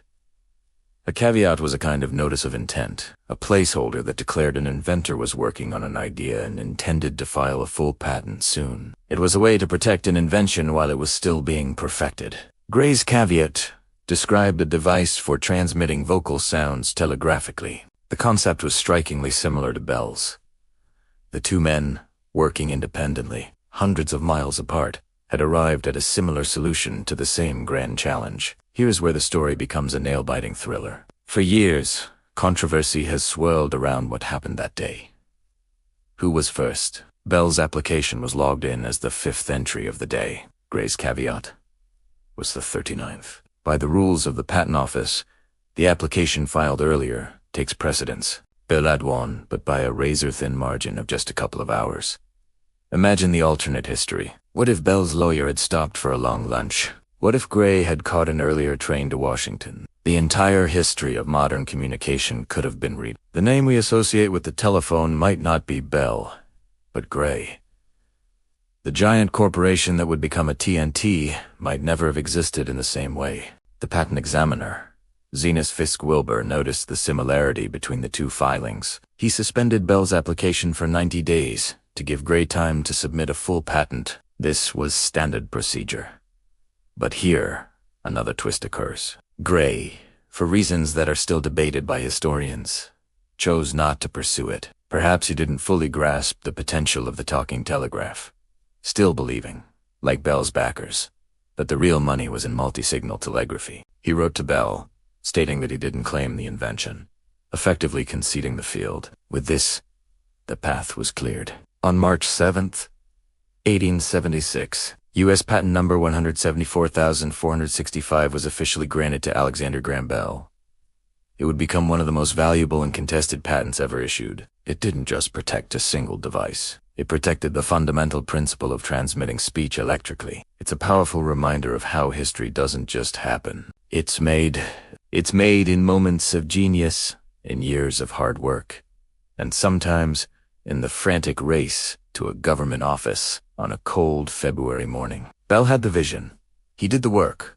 But just as importantly, he and his team had the foresight and the urgency to claim their place in history. And the most incredible part, when Bell filed that patent, the telephone didn't actually work yet. He had described the principle, the method, but he hadn't yet built a device that could successfully transmit a clear sentence. The patent was a gamble, an act of faith in his own future success. That success would come just 3 days after the patent was granted. On March 10, 1876, in his Boston workshop, Bell made the breakthrough. He spilled some acid on his trousers and called out to his assistant in the next room, speaking into the transmitter.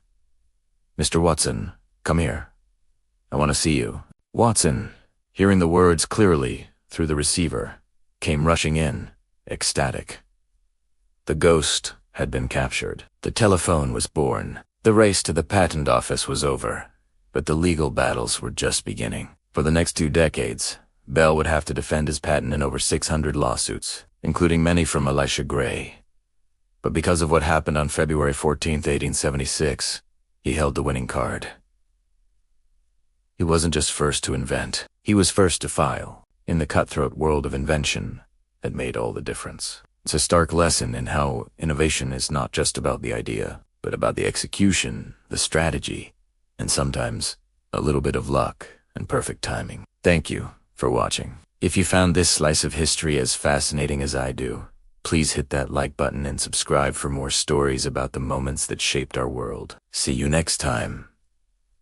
Welcome back to our series, where we've been following one of the most incredible scientific journeys of our time. Today, we've reached Chapter 13, the breakthrough experiment. This isn't just about the final success. It's about the relentless spirit that made it possible. We've seen the countless setbacks, the theories that led to dead ends, and the moments of doubt. But this is where everything changes. The team was on the brink of exhaustion. Resources were dwindling, and the pressure was immense.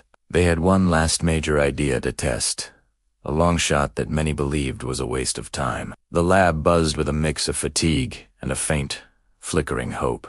They had been working around the clock for weeks, fueled by coffee and sheer determination. Every previous attempt had failed, each one teaching them something new but never delivering the result they so desperately needed. This final experiment was different. It wasn't born from a sudden flash of genius, but from a painstaking process of elimination. It was the culmination of every mistake, every wrong turn, and every lesson learned.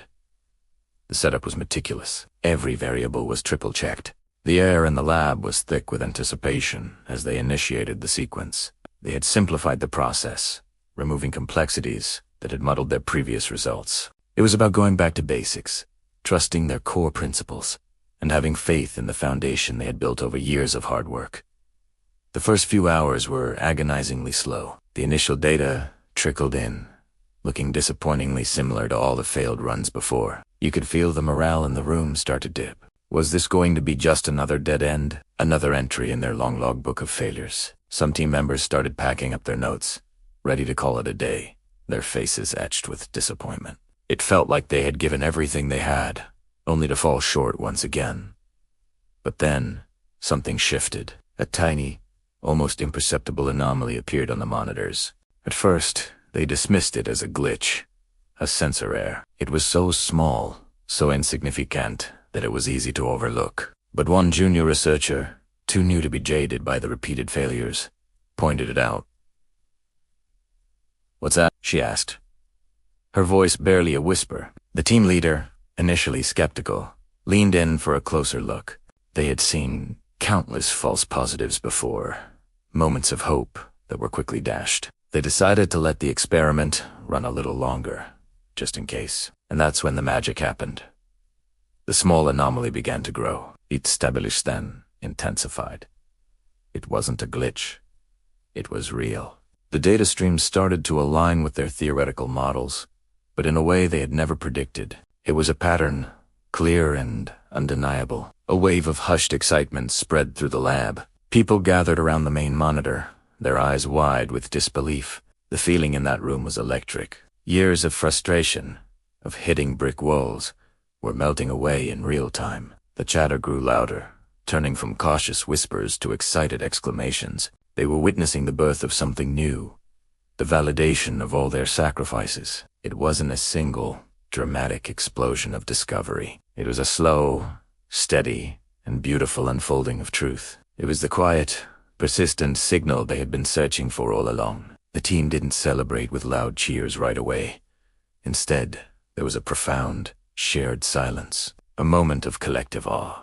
They just stood there, watching the data confirm their success, tears welling up in some of their eyes. It was a testament to their persistence. They hadn't given up when everyone else told them to. They had trusted their process, and more importantly, they had trusted each other. What this chapter teaches us is that breakthroughs rarely happen like they do in the movies. They aren't about a lone genius having a eureka moment in the shower. They are about teams of dedicated people pushing through failure after failure. They're about the courage to try one more time, even when all logic suggests you should quit. It's about paying attention to the small details, the anomalies that everyone else might ignore.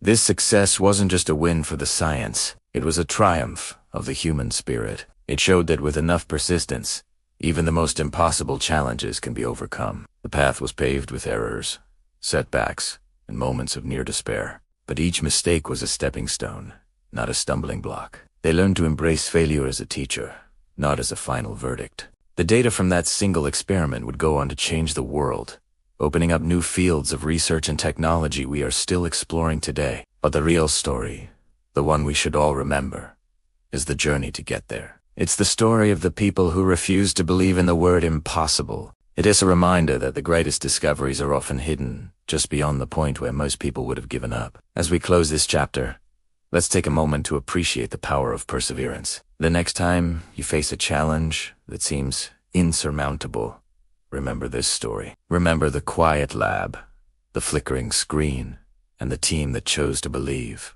one more time. Their legacy isn't just the breakthrough itself, but the incredible resilience they showed along the way. Thank you so much for joining me on this part of the journey. The story is far from over, and the implications of this discovery are just beginning to unfold. If you found this inspiring, please hit that like button and subscribe so you don't miss what comes next. We'll explore the aftermath and the incredible new world this experiment unlocked in our next episode. Until then, stay curious.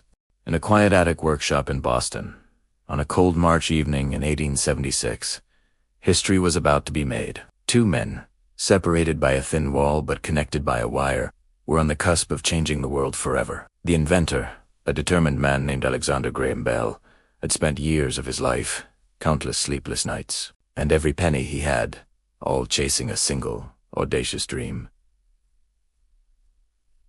to send a human voice across a wire. His assistant, Thomas Watson, a skilled electrical engineer, was in the next room, patiently waiting by the receiving end of their latest contraption. For months, their experiments had been a series of frustrating near. They had managed to transmit faint, ghostly whispers, indistinct hums, and crackles of static, but never clear, discernible speech. The world at that time was one of letters and telegrams, of messages that took days or weeks to cross distances. The idea of speaking to someone miles away, as if they were in the same room, was pure science fiction. Yet, Bell was undeterred. He was driven by a deep-seated belief that it was possible that the laws of electricity and sound could be harnessed to bridge any distance. That evening, Bell was working on his new liquid transmitter. It was a delicate device, a needle suspended over a small cup of acidulated water. As he spoke, the vibrations of his voice would cause the needle to dip into the liquid,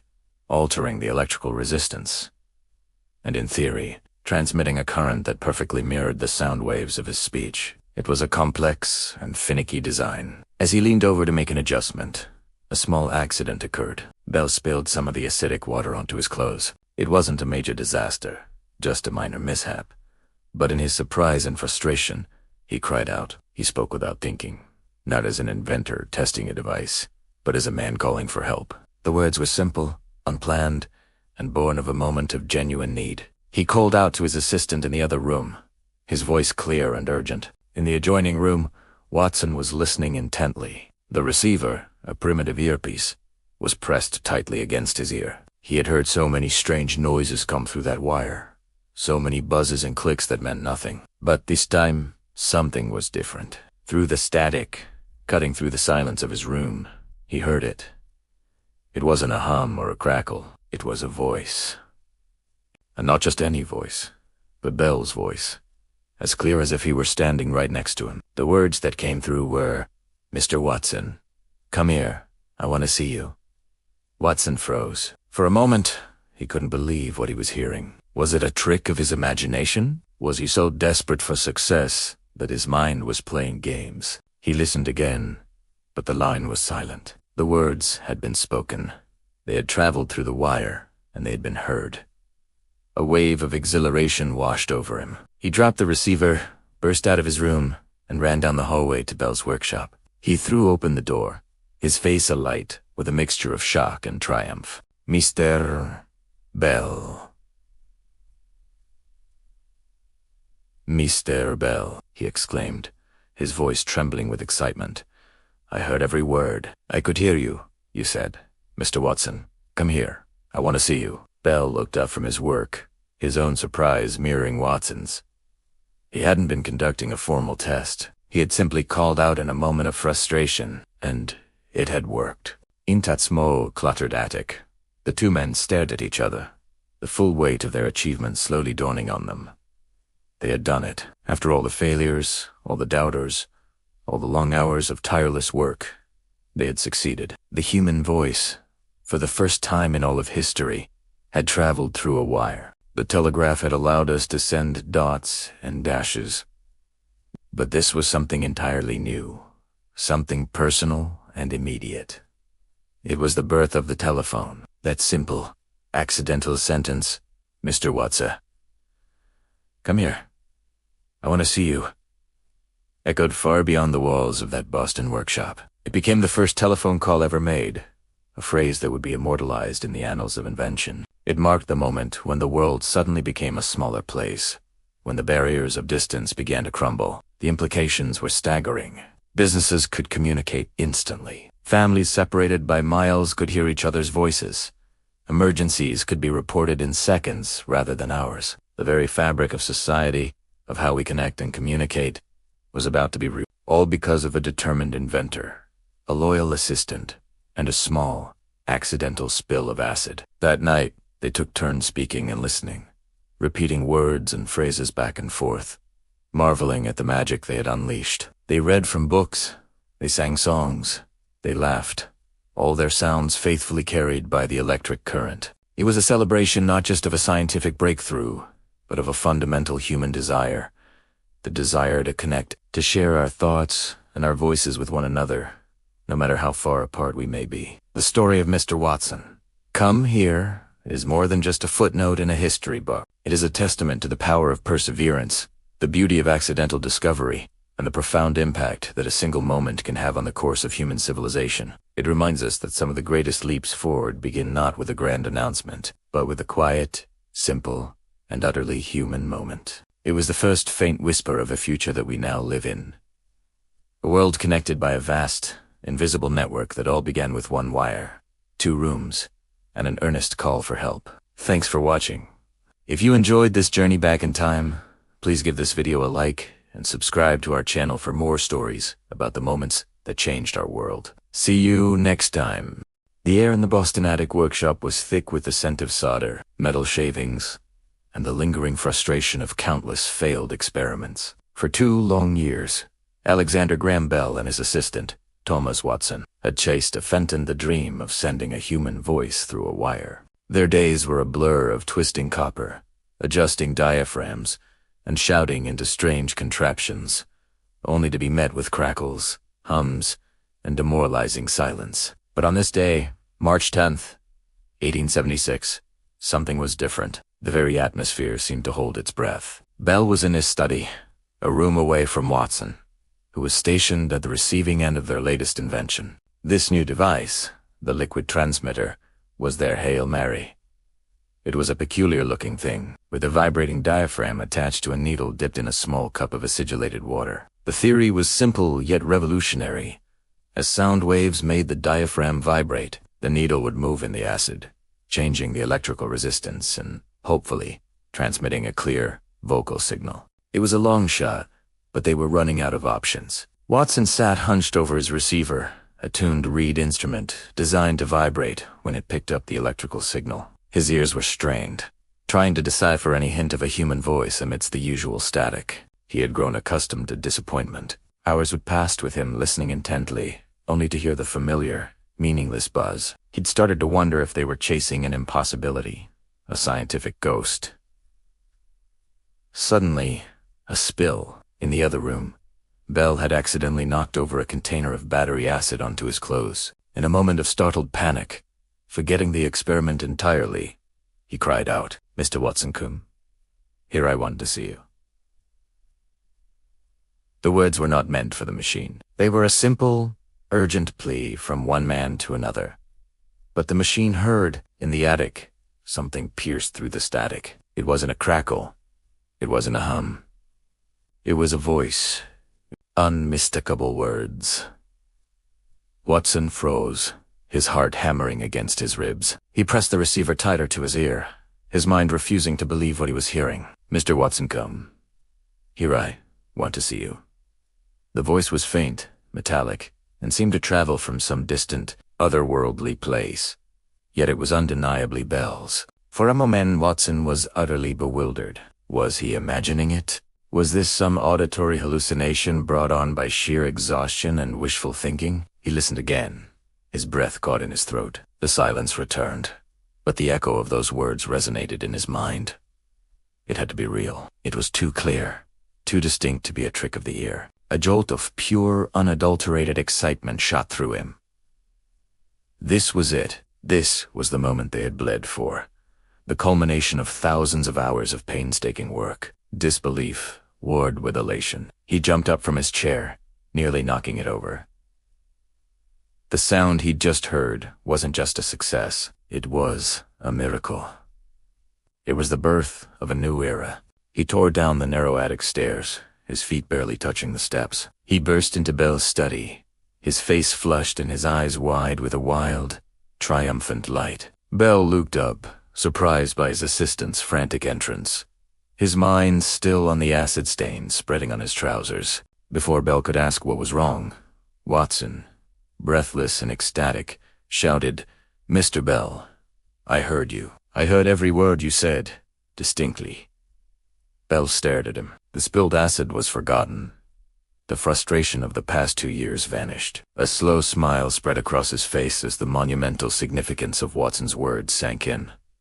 They had done it. They had captured lightning in a bottle.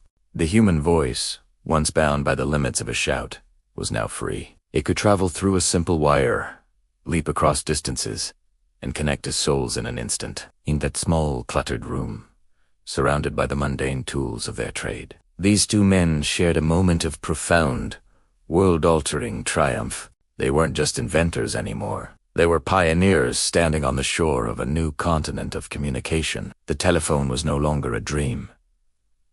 It was a reality, and the world, though it didn't know it yet, had just received its very first phone call. It was a call that would echo through history, changing the very fabric of human connection forever. From that day forward, the world would never be the same. The distance between loved ones, the speed of business, the nature of news, everything was about to change, all because of a spilled container of acid in the first miraculous words that traveled through a wire.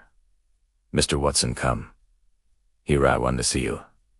It was more than a request. It was an invitation to the future. Thank you so much for watching. If you enjoyed this story of innovation and discovery, don't forget to like, share, and subscribe for more amazing tales from history. We'll see you in the next video. Imagine the year is 1876. America is celebrating its 100th birthday, and the whole world has its eyes on Philadelphia. The Centennial International Exhibition is the biggest party of the century, a massive fair showcasing the latest and greatest in human ingenuity. Towering steam engines hiss and rumble, intricate machines whir with life, and technological marvels from every corner of the globe compete for attention. Amidst this grand spectacle of power and progress, tucked away in a quiet, overlooked corner of the education building, a young inventor named Alexander Graham Bell prepares for a demonstration that will change the world forever. About Kust, 29 years old, Bell wasn't exactly a celebrity. He was a dedicated teacher of the deaf, a man driven by a deep fascination with sound and human speech. His invention, the telephone, was his passion project. But on this scorching hot June day, he was feeling anything but confident. The exhibition hall was sweltering. The judges, a panel of the world's most brilliant scientific minds, were exhausted after a long day of inspections. They were tired, hungry, and ready to call it a day, barely giving Bell's humble display a second glance. His small table held a couple of strange-looking devices, a primitive transmitter and a receiver connected by a long wire. To the casual observer, it looked more like a piece of amateur electrical equipment than a revolutionary breakthrough. Bell's heart must have been pounding in his chest. His financial backer and father-in-law, Gardner Hubbard, was growing increasingly desperate. This demonstration was their one big shot. Failure here could mean the end of their telephone enterprise. The judges were already turning to leave. It seemed like the moment, and Bell's dream was about to slip away. But then, a stroke of incredible luck, a twist of fate that would alter the course of history, walked into the hall. Emperor Dom Pedro II of Brazil, a progressive and science-loving monarch, entered with his entourage. Asitapin, the emperor, had previously met Bell during a visit to a school for the deaf in Boston and had been deeply impressed by his work. Recognizing the young inventor, the emperor walked over with a warm smile, asking what new wonder Bell had brought to the exhibition. This royal intervention was the lifeline Bell needed. The judges, intrigued by the emperor's interest, reluctantly agreed to stay for one more demonstration. The stage was now set for one of the most dramatic moments in the history of technology. Bell, with renewed energy, explained the principle of his telephone. He would speak into one device, and his voice would travel along the wire to be heard on the other end, stationed across the vast hall. It was a claim so audacious,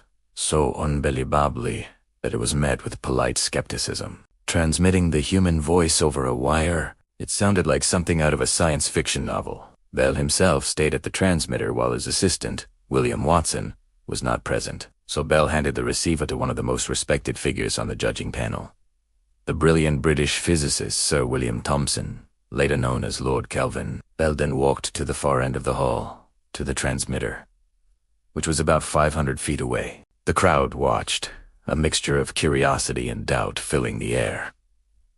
Was this young man a genius or a charlatan? Bell picked up the transmitter, a device that looked like a small wooden box with a diaphragm. He took a deep breath and, leaning in, recited a line from Shakespeare's Hamlet, a line that would become legendary.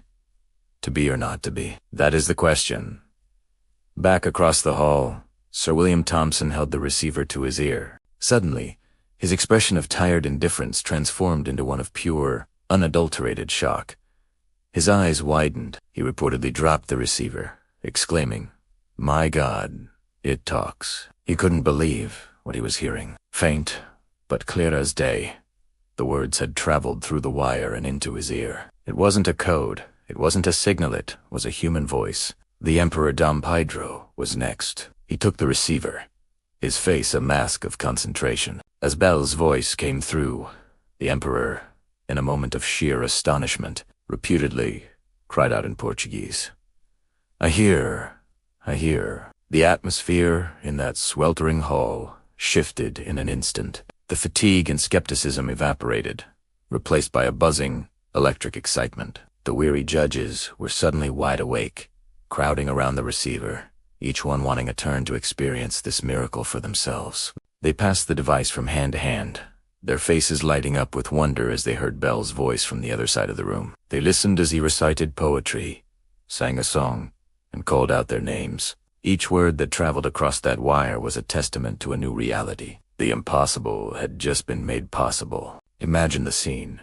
These titans of science and industry, men who had seen the world's greatest inventions, were now behaving like excited children on Christmas morning. They were laughing, shouting, and marveling at this simple yet profound device. They took turns running back and forth between the transmitter and receiver, speaking into one and listening at the other, trying to comprehend the magic they were witnessing. For hours, they experimented with Bell's telephone, completely forgetting their exhaustion in the late hour. The quiet corner of the education building had become the epicenter of the entire centennial exhibition. News of the talking telegraph spread like wildfire. The next day, Bell's modest display was no longer overlooked. It was the talk of Philadelphia, the star of the show. Crowds flocked to see the invention that had astonished an emperor and the world's leading scientists. The telephone was no longer just an idea or a patent. It was a reality. The demonstration was a massive public relations victory. It captured the public's imagination and, more importantly, the attention of investors. The event legitimized Bell's work on a global stage, silencing many of his doubters and competitors, most notably Elisha Gray, who had filed a patent for a similar device on the very same day as Bell. The Philadelphia Centennial Exhibition marked the public birth of the telephone. It transformed Alexander Graham Bell from an obscure teacher into an international celebrity and a historical icon. That one hot afternoon in June didn't just showcase an invention. It unveiled a new era of communication. It was the moment the world first heard the future calling. The simple act of reciting a line from Shakespeare into a small wooden box tore down the barrier of distance, laying the foundation for the interconnected world we live in today. From that day forward, humanity would never be the same. The telephone had arrived, and its voice would echo through the ages. Thanks for watching, and be sure to subscribe for more chapters in this incredible story. Picture this. It's the dawn of a new era. A groundbreaking invention has just been unveiled. Something so radical, so completely unheard of, that it promises to reshape the very fabric of society. You'd think the world would erupt in universal celebration, right? Well, the reality was a lot more complicated. For every person who saw the future in that creation, there was another who just saw a fraud, a gimmick, or a complete waste of time. This is the story of that great divide. The clash between skepticism and wonder that greets every world-changing idea. Let's dive into the minds of the skeptics first. These weren't necessarily grumpy, close-minded people. They were practical, logical individuals, deeply rooted in the world as they knew it. When presented with something that defied all known principles, their first reaction wasn't awe. It was doubt. Imagine hearing about a machine that could fly. For centuries, humanity had been bound to the earth. The laws of physics, as they understood them, made human flight seem impossible. So, when someone claimed to have done it, the natural response was, prove it. They'd say things like, it's a trick, or it's just a toy. It'll never be practical. They demanded evidence, demonstrations, and repeatable results. They pointed to countless previous failures, charlatans who had promised the moon and delivered nothing. Their skepticism was a defense mechanism, a way to protect themselves from false hope and outright scams. They'd ask pointed questions. How is it powered? How far can it go? What's the point? Our current methods work just fine. This wasn't just stubbornness. It was a demand for intellectual rigor in a world full of fantastical claims. And you can't really blame them. History is littered with brilliant-sounding ideas that went nowhere. Think of all the perpetual motion machines, the elixirs of life, the schemes that promised to turn lead into gold. For every genuine breakthrough, there were 100 dead ends. The skeptics were the gatekeepers of reality, ensuring that only truly viable ideas passed through. They saw the new invention not as a miracle, but as a problem to be solved, a puzzle with missing pieces. They looked at the clumsy prototype, the frequent breakdowns, the enormous cost, and concluded, logically, that it was a dead end. They weren't trying to crush dreams. They were trying to be realistic. To them, the existing world, with all its familiar technologies and limitations, was predictable and safe. This new invention was a disruptive force, an unknown variable that threatened to upend everything. And the human brain, by its very nature, is often wary of such profound change. Now, Let's cross the street and meet the other camp. The believers, the visionaries, the ones who felt a jolt of electricity the moment they laid eyes on this new creation. These people didn't just see a clunky machine. They saw a key, unlocking 1,000 new doors. Where skeptics saw flaws, they saw potential. Where skeptics saw limitations, they saw the first step on an infinite journey. Their minds weren't bogged down by the how of the present.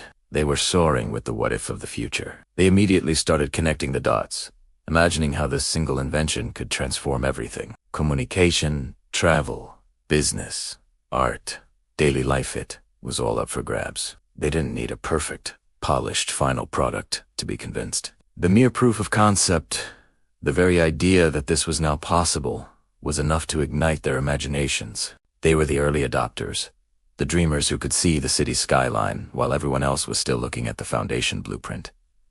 These visionaries weren't naive fools. They were often experts in their own fields who could instantly grasp the implications of the breakthrough. A scientist might see how it validates a fringe theory. An entrepreneur might see a billion-dollar industry waiting to be born. An artist might see a new medium for expression. Their excitement wasn't based on blind faith, but on an intuitive leap of logic. They understood that all great things start small and imperfect. They knew the first telephone was clunky, the first car was unreliable, and the first computer filled an entire room. But they looked past the prototype's awkwardness and saw the elegant, powerful tool it would one day become. They talked not about its current flaws, but about its future possibilities. They weren't just observing a new gadget. They were witnessing the birth of a new world. They were the ones saying, "This changes everything," while others were still scratching their heads. Their wonder wasn't just a fleeting emotion. It was a powerful motivating force, driving them to support, invest in, and champion the new technology against the chorus of doubt. This dynamic tension between skepticism and wonder is not a bug in the system.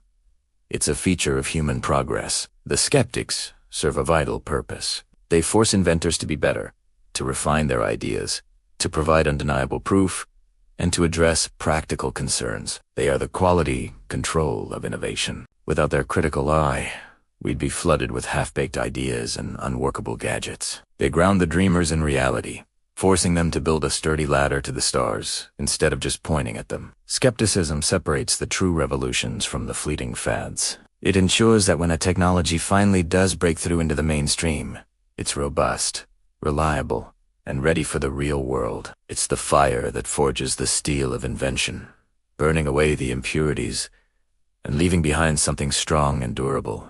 On the other hand, wonder's the fuel of innovation. Without the dreamers, the visionaries who can see a different future, the most brilliant invention might just gather dust in a workshop.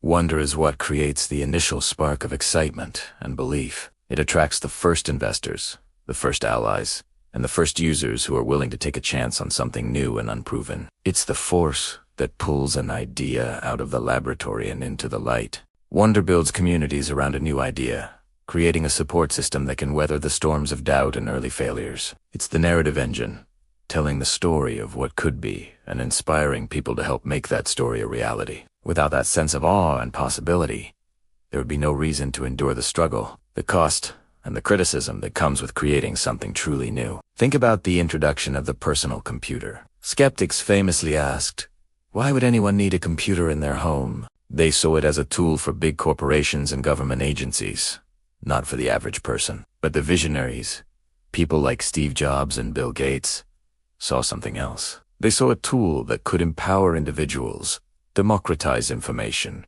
and unleash creativity on an unprecedented scale. They saw a future where a computer would be as common as a television or a telephone. It was the clash between these two perspectives, though. Practical skepticism and the boundless wonders that defined the early days of the PC revolution. The skeptics forced the innovators to make computers smaller, cheaper, and more user-friendly. The visionaries provided the compelling dream that made people want one in the first place. Ultimately, both skepticism and wonder are two sides of the same coin of progress. They are the essential ingredients in the complex alchemy of innovation. One without the other is incomplete. Pure skepticism leads to stagnation, a world afraid to take risks. Pure wonder leads to a landscape of failed projects and broken promises, a world of beautiful dreams with no foundation. But together, they create a powerful, self-correcting engine for change. The skeptics keep the dreamers honest, and the dreamers push the skeptics beyond the limits of their current understanding. This debate between it's impossible and what if it's not, is the very heartbeat of human ingenuity. It's the story that has played out with the printing press, the airplane, the internet, and every other invention that has fundamentally changed our world. And it is a story that will continue to play out with every new breakthrough that awaits us just over the horizon. Thank you for watching. If this story sparked your curiosity, make sure to like, subscribe, and hit that bell to join us for the next chapter. Welcome back to our journey through the life of Alexander Graham Bell. In this chapter, we're diving into a topic that often follows great invention, controversy, and the battle for credit. The invention of the telephone wasn't just a single eureka moment. It was a race. And with any race, there are disputes at the finish line. So, picture this. March 7th, 1876.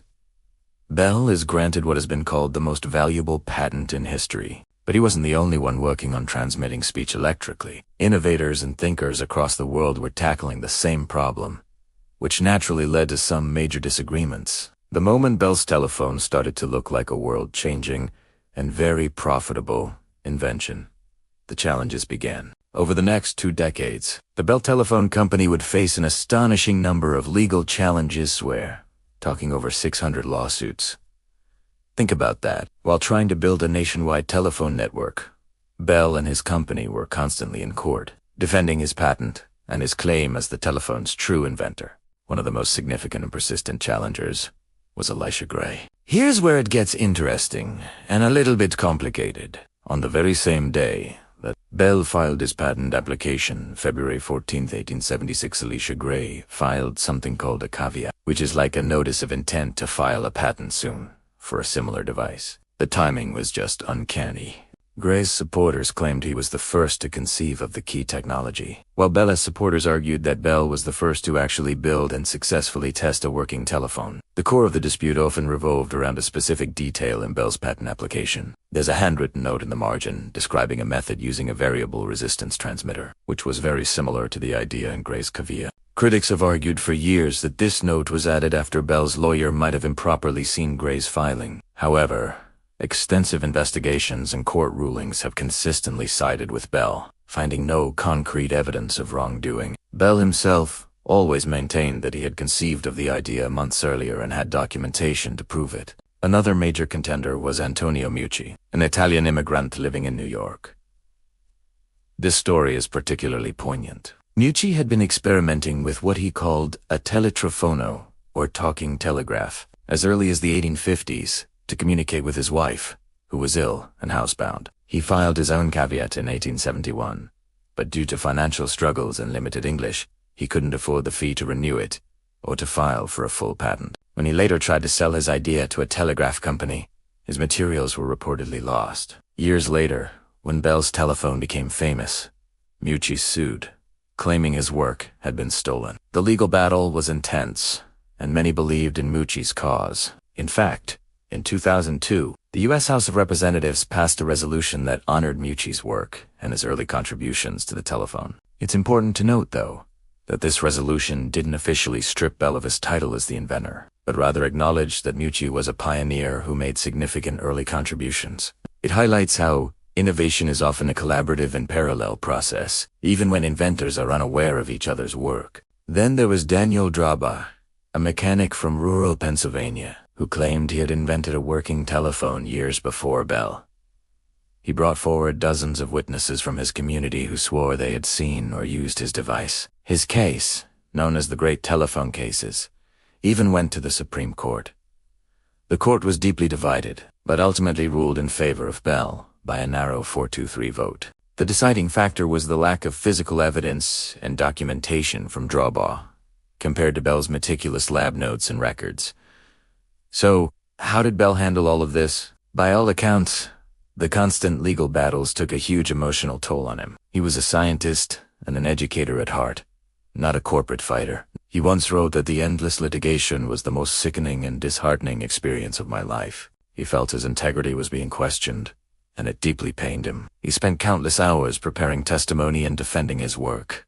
time he would have rather spent in his laboratory pursuing new ideas. But it's also important to frame this correctly. These legal battles weren't just about one person against another. They were a reflection of the intense, competitive atmosphere of the Gilded Age. Innovation was happening at a breakneck pace, and the patent system was the battlefield where fortunes were won and lost. The telephone patent was the ultimate prize, promising not just wealth, but a place in history. Every inventor who had ever dreamed of sending a voice over a wire saw a piece of themselves in that invention and wanted their contribution recognized. The courts consistently upheld Bell's patent, not because he was necessarily the only person working on the idea, but because he was the one who first managed to put all the pieces together, document it properly, and file the successful patent that led to a commercially viable system. He won the race, but the stories of Grey Moon and others remind us that scientific breakthroughs are rarely the work of a lone genius in a vacuum. They are built on a foundation of shared knowledge, parallel discovery,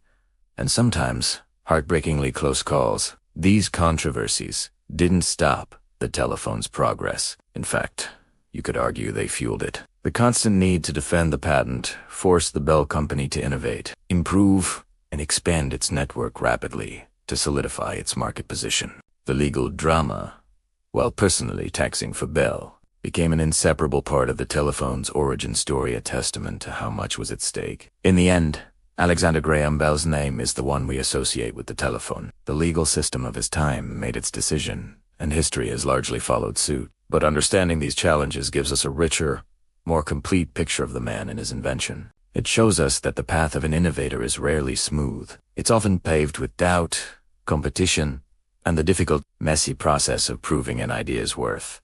Not just in the lab, but in the courtroom and the court of public opinion. Thanks for watching. Join us next time as we explore what Bell did after the telephone, turning his attention to new and exciting frontiers of science. Don't forget to like, subscribe, and hit that notification bell so you don't miss our next chapter. Hello history buffs, and welcome back to our channel. Today, we're diving into a story of connection, innovation, and how a single invention completely rewired the American landscape. We'll be talking about the telephone and its incredible journey across the nation in the late 19th and early 20th centuries. Telegraph, ASEAT.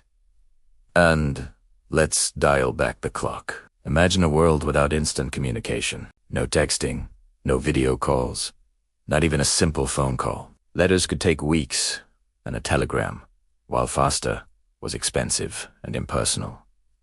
This was the reality for most Americans. But then, in 1876, Alexander Graham Bell unveiled his miraculous talking telegraph.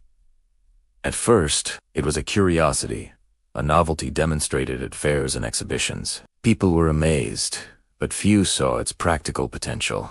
How could this strange device possibly replace the trusted old methods of communication? The initial rollout was slow and fraught with challenges. The very idea of stringing miles upon miles of copper wire seemed like a monumental, almost impossible task. Early telephone lines were expensive to install and often unreliable, susceptible to weather and other interferences. The first telephone exchange, established in New Haven, Connecticut, in 1878, served just 21 customers. These early adopters were mostly wealthy individuals and pioneering businesses, drugstores, and livery stables who could afford the luxury and saw the immediate benefit of being able to communicate instantly. For these early users, the telephone was a game changer. A doctor could be summoned for an emergency without someone having to physically run to their office. A business owner could order supplies from a wholesaler across town in minutes, not days. It was like having a superpower. But for the average person, the telephone was still something that belonged to the world of business and the wealthy. The idea of having one in your own home seemed as far-fetched as having a personal flying machine. The real transformation began as the Bell Telephone Company and its competitors started to aggressively expand their networks. They faced a Herculean task. Linemen, the unsung heroes of this era, scaled towering wooden poles in all weather conditions, stringing the wires that would soon connect the country. They navigated treacherous terrain, from bustling city streets to vast rural landscapes. It was dangerous, physically demanding work. These men were literally building the nervous system of a modern nation, one pole at a time. As the networks grew, a new profession was born. The telephone operator? These were almost exclusively women, often called hello girls.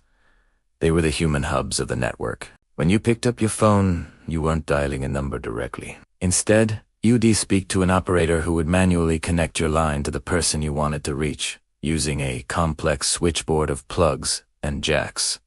These women had to be quick, efficient, and incredibly patient. They became the voices of the network, the friendly intermediaries who made communication possible. They knew the town's secrets, managed its emergencies, and connected its people. The social impact of the telephone's arrival in a community was profound. Suddenly, the isolation that defined much of American life, especially in rural areas, began to dissolve. For farm families living miles apart, the telephone was a lifeline. It brought news, gossip, and a sense of community. Party lines, where multiple households shared a single telephone line, became a unique social institution. Everyone on the line could listen in on everyone else's conversations. While this might sound like a nightmare for privacy today, it was often a source of entertainment and connection. It was the original social network, a way to stay in touch and feel part of a larger world. In the cities, the telephone accelerated the pace of life and business. Skyscrapers were rising, and the telephone was the essential technology that made them practical. Imagine trying to coordinate construction or run a business on the 30th floor using only mail runners. It would be impossible. The telephone allowed for the rapid exchange of information that fueled commerce, finance, and industry. It flattened the physical distances within a city, making business more efficient and dynamic than ever before. The telephone also began to reshape the American home. At first, it was often relegated to a hallway or a study, a functional tool rather than a part of family life. But as it became more common, it moved into the heart of the home. It changed social etiquette. Instead of paying a formal visit, you could now call ahead.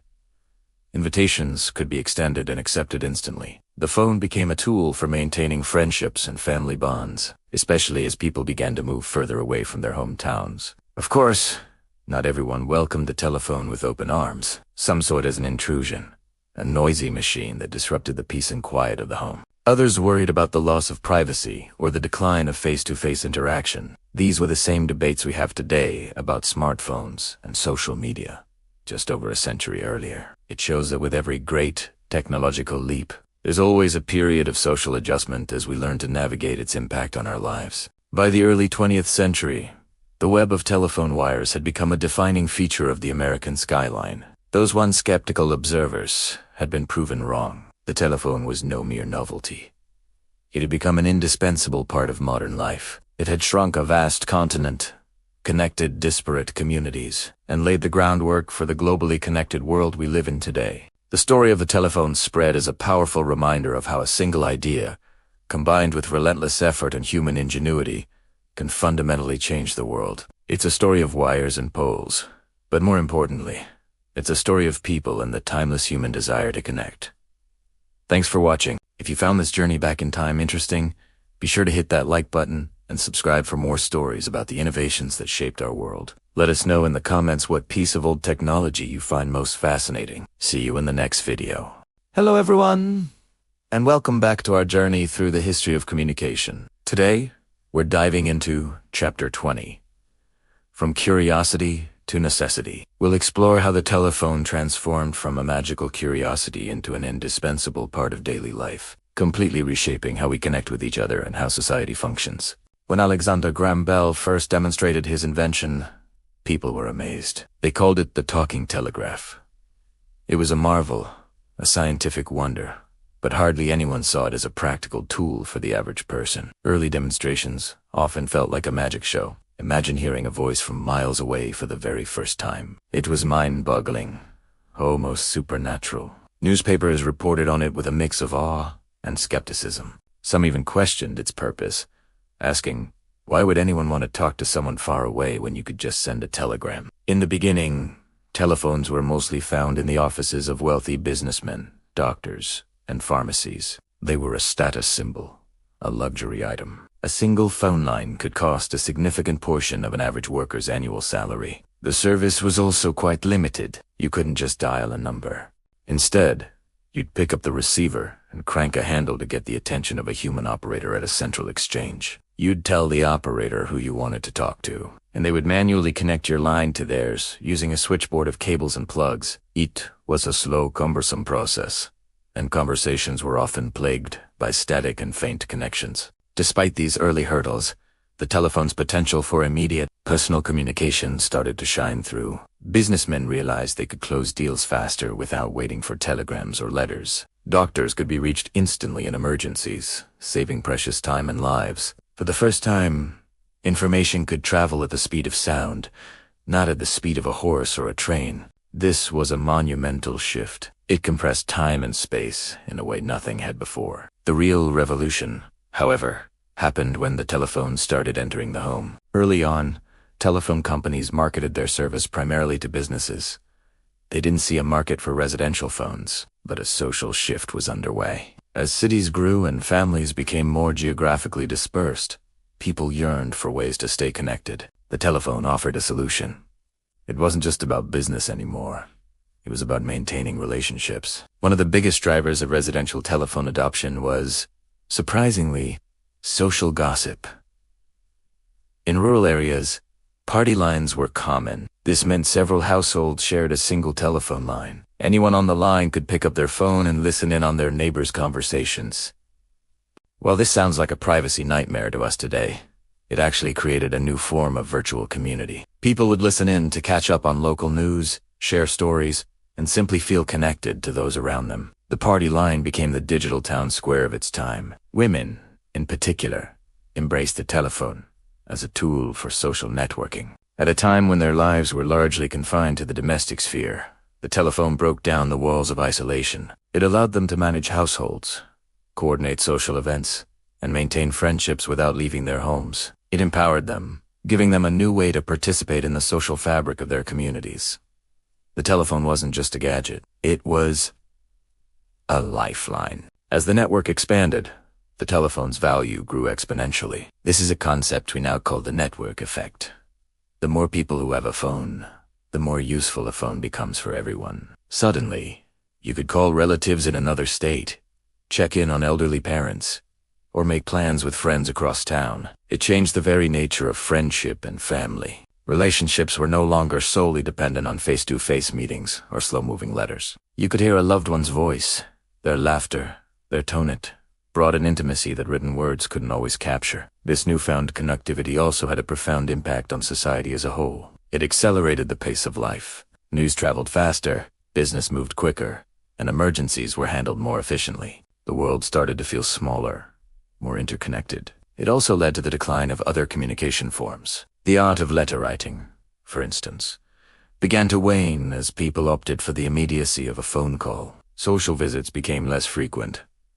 As a quick chat on the phone could suffice, the telephone also created entirely new industries. The massive infrastructure of poles and wires required a huge workforce. And let's not forget the army of telephone operators, who were almost exclusively women. For many young women, working as an operator was one of the first respectable career opportunities available outside of traditional roles like teaching or nursing. These hello girls, as they were called, became a crucial part of the system, connecting calls with speed and precision, and often acting as a source of information and assistance for callers. But this transition from curiosity to necessity wasn't without its challenges. There were debates about privacy, especially with party lines. There were concerns about the telephone making people less social in person. Some critics worried it would erode local communities by making long-distance relationships easier to maintain. These are echoes of the same debates we have today about smartphones and social media. By the mid-20th century, the telephone was no longer a luxury. It was an essential utility, as vital as electricity or running water. Having a phone meant being connected to the world, to emergency services, to family and friends. Not having one meant being isolated, cut off. It had woven itself so deeply into the fabric of society that it was hard to imagine life without it. From a strange, almost magical device showcased at fairs, the telephone evolved into the central nervous system of modern society. It reshaped our cities, redefined our relationships, and changed our perception of distance and time. It wasn't just about transmitting voices. It was about transmitting presence, emotion, and connection. It laid the groundwork for the hyper-connected digital world we live in today, proving that sometimes a simple curiosity can become an absolute necessity.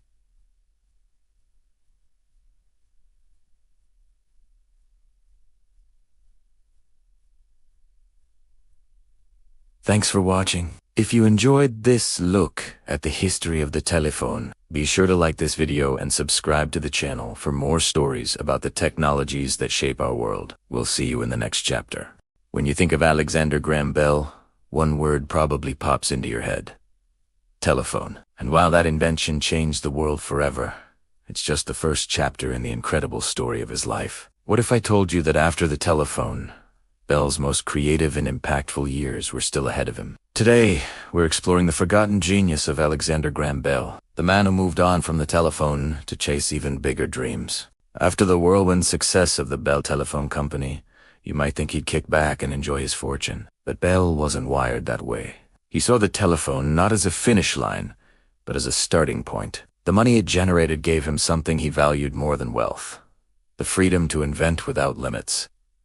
He once said he couldn't just invent to order. His ideas had to possess him, and possessed he was, by a relentless curiosity that drove him for the rest of his life. His first major project after the telephone was a direct response to a national tragedy. In 1881, President James Garfield was shot, and for weeks, doctors struggled to locate the bullet lodged in his body. Bell was horrified. He immediately set to work, inventing an electromagnetic device he called the induction balance. Think of it as a primitive metal detector. He rushed to the White House to test it on the president. Unfortunately, the metal bed springs interfered with the signal, and Garfield later succumbed to infection. Though it failed to save the president, Bell's invention was a forerunner to the modern metal detector and was successfully used by surgeons 4 years afterward. This moment shows the core of who Bell was: a humanitarian who used his genius to solve real-world problems. But Bell's mind was always buzzing with multiple ideas. At the same time, he was working on something that would revolutionize communication yet again. He was fascinated with light. Could sound travel on a beam of light?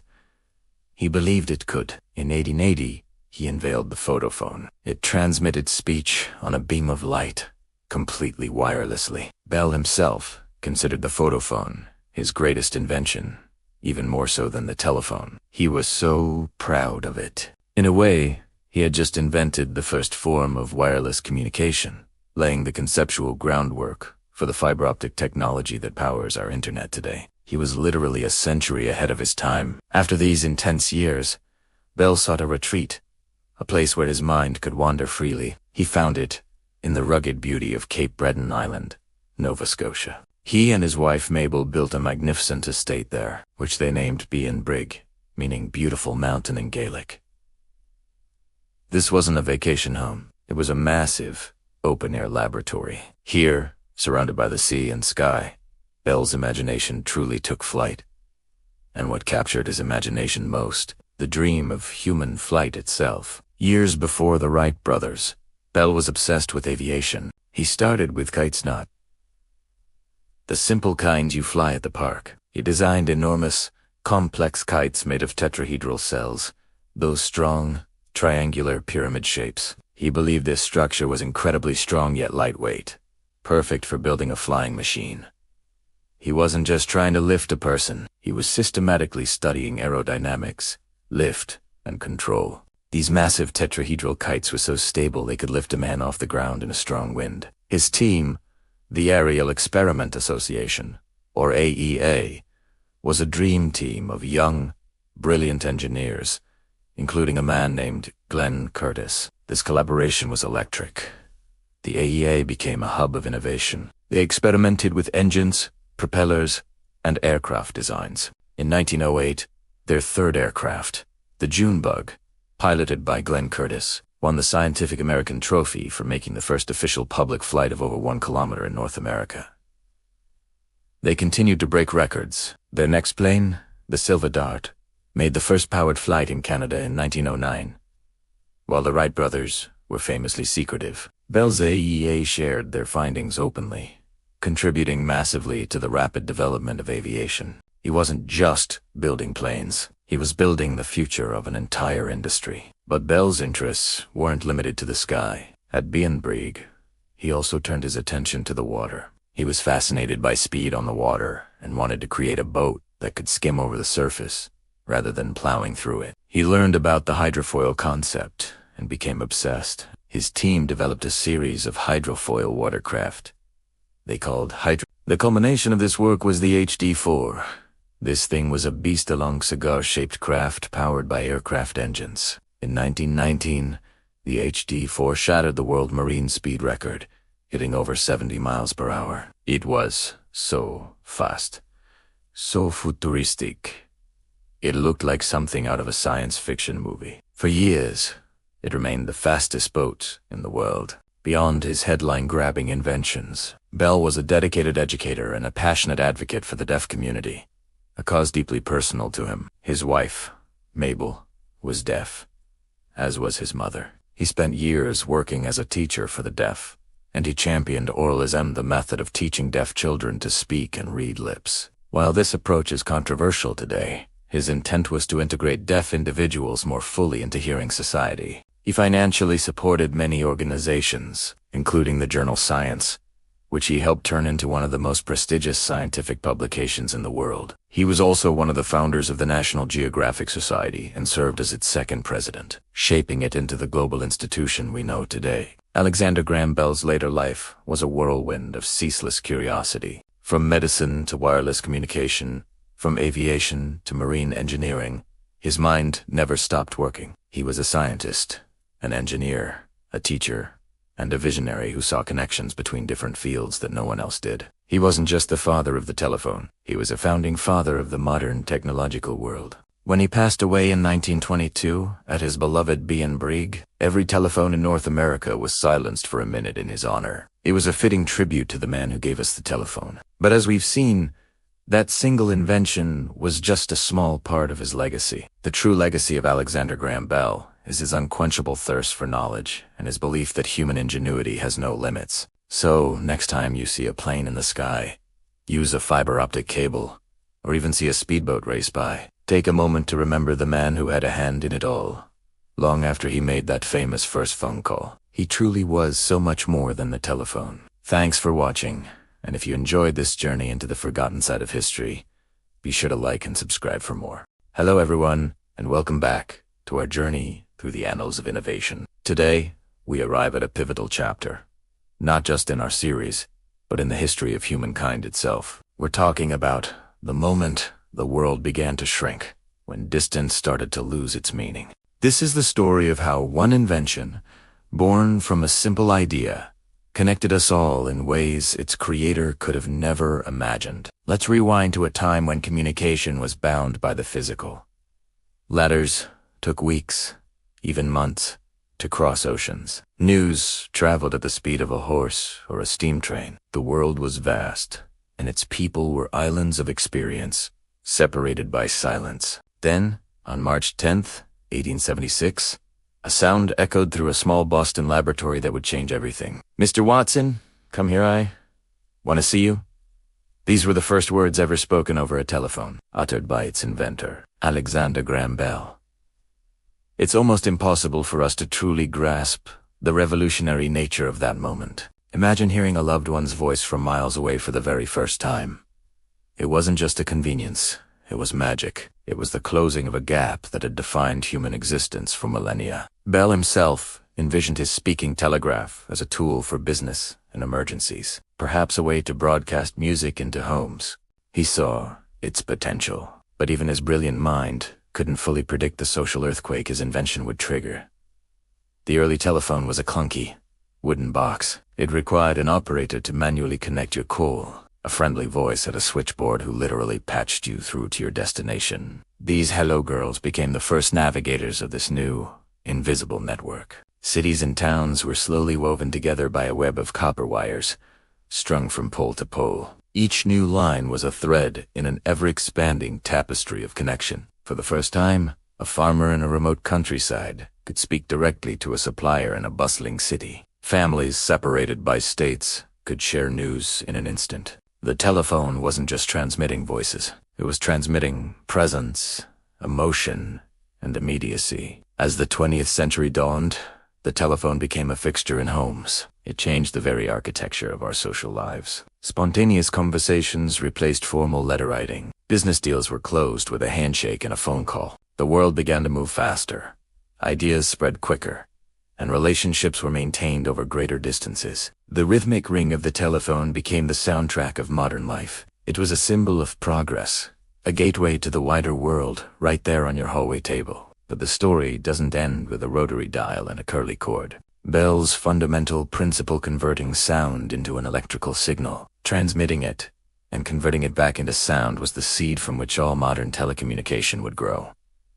Every leap forward was built upon that initial breakthrough. The move from operator switchboards to direct dialing was a major step, giving users more control and privacy. Then came push-button phones, and with Tim, the first hints of data transmission through touch-tone sounds. The true evolution, however, began when we cut the cord. The first mobile phones were cumbersome, expensive, and often installed in cars. They were a luxury, a status symbol. But the dream was alive.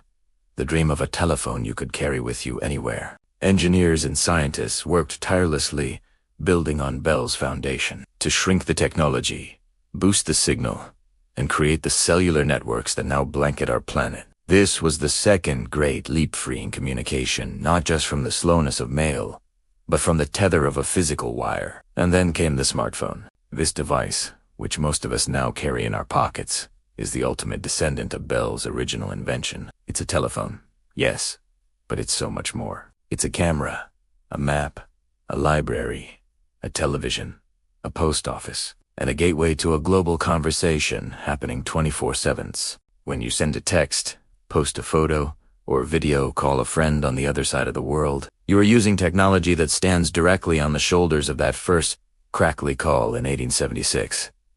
Think about it.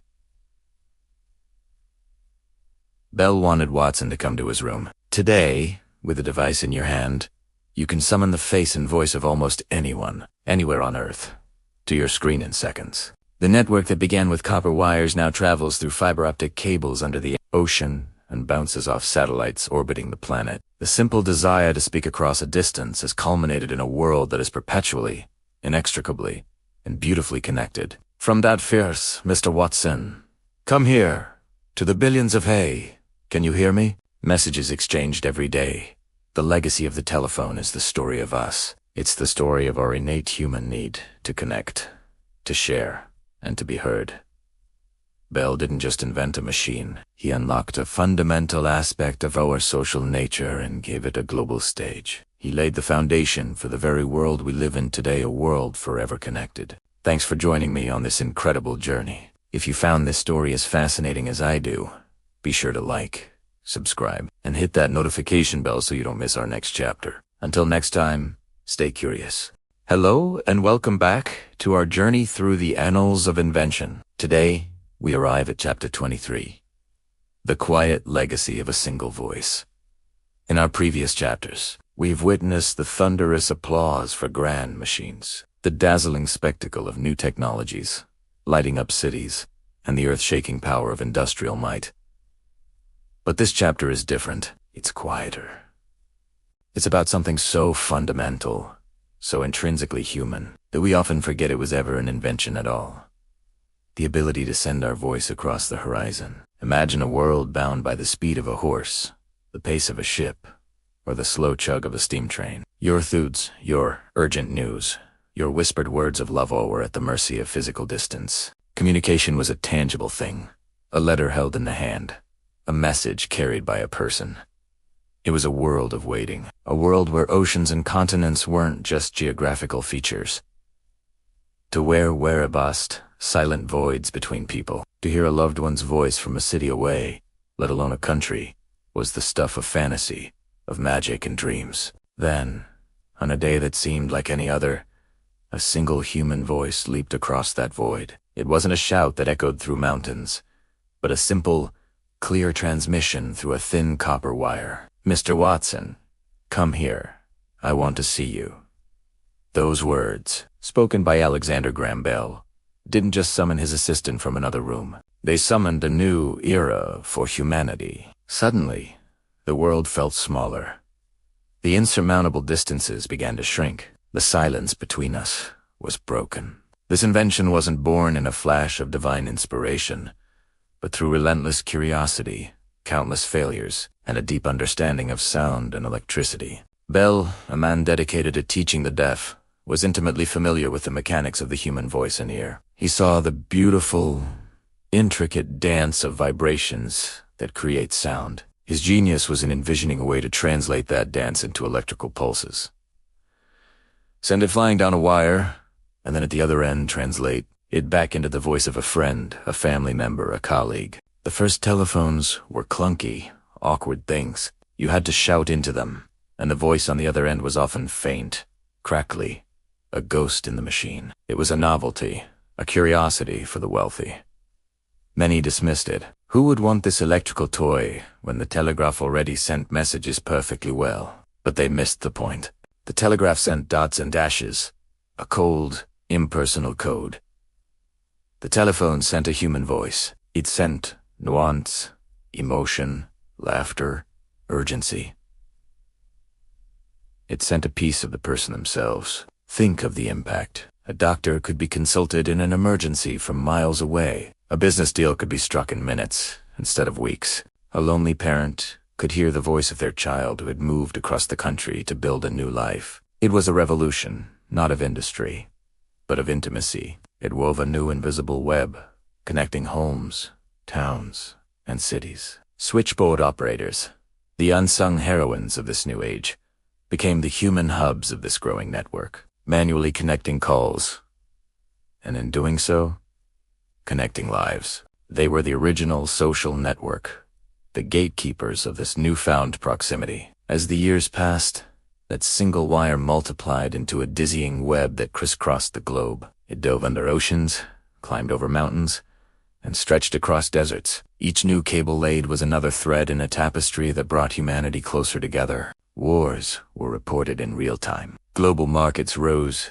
and fell on words spoken across continents. Families scattered by migration and opportunity could maintain their bonds, sharing stories and celebrating milestones as if they were in the next room. The technology evolved, of course, from hand-cranked wall phones to rotary dials, from push-button keypads to the sleek supercomputers we now carry in our pockets. The principle, however, remains the same. The voice, our most ancient tool of connection, was given an impossible reach. The legacy of that first call isn't just in the phone you hold today. It's in every video call that connects a soldier to their family. It's in the podcast that shares a new idea with millions.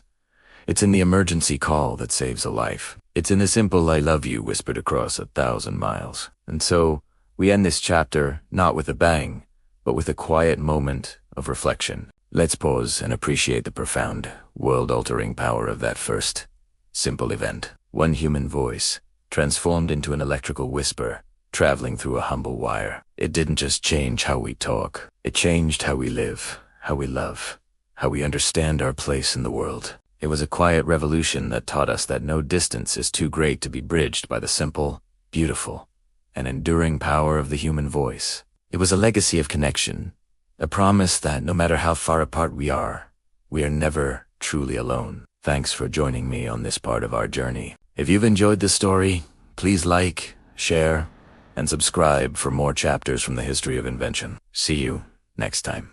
And so, we've come to the end of our journey for tonight, arriving at the final chapter of our bedtime reflection. As we gently close the book on these moments we've shared, I want you to hold on to a simple, yet powerful truth. It is a truth that echoes through the quietest corners of our world and within the deepest parts of ourselves. It is the idea that the most profound and wonderful changes in our lives rarely announce themselves with a loud bang or a sudden flash of light. No, they almost always begin in the stillness. They start in the silence, in the gentle hush that falls just before sleep, in the peaceful moments when our busy minds finally begin to quiet down. Think about it for a moment. A tiny seed, buried in the dark earth, begins its incredible journey to becoming a mighty tree, all in complete silence. A caterpillar wrapped in its chrysalis undergoes a miraculous transformation, emerging as a beautiful butterfly, all without a sound. This is the nature of true growth,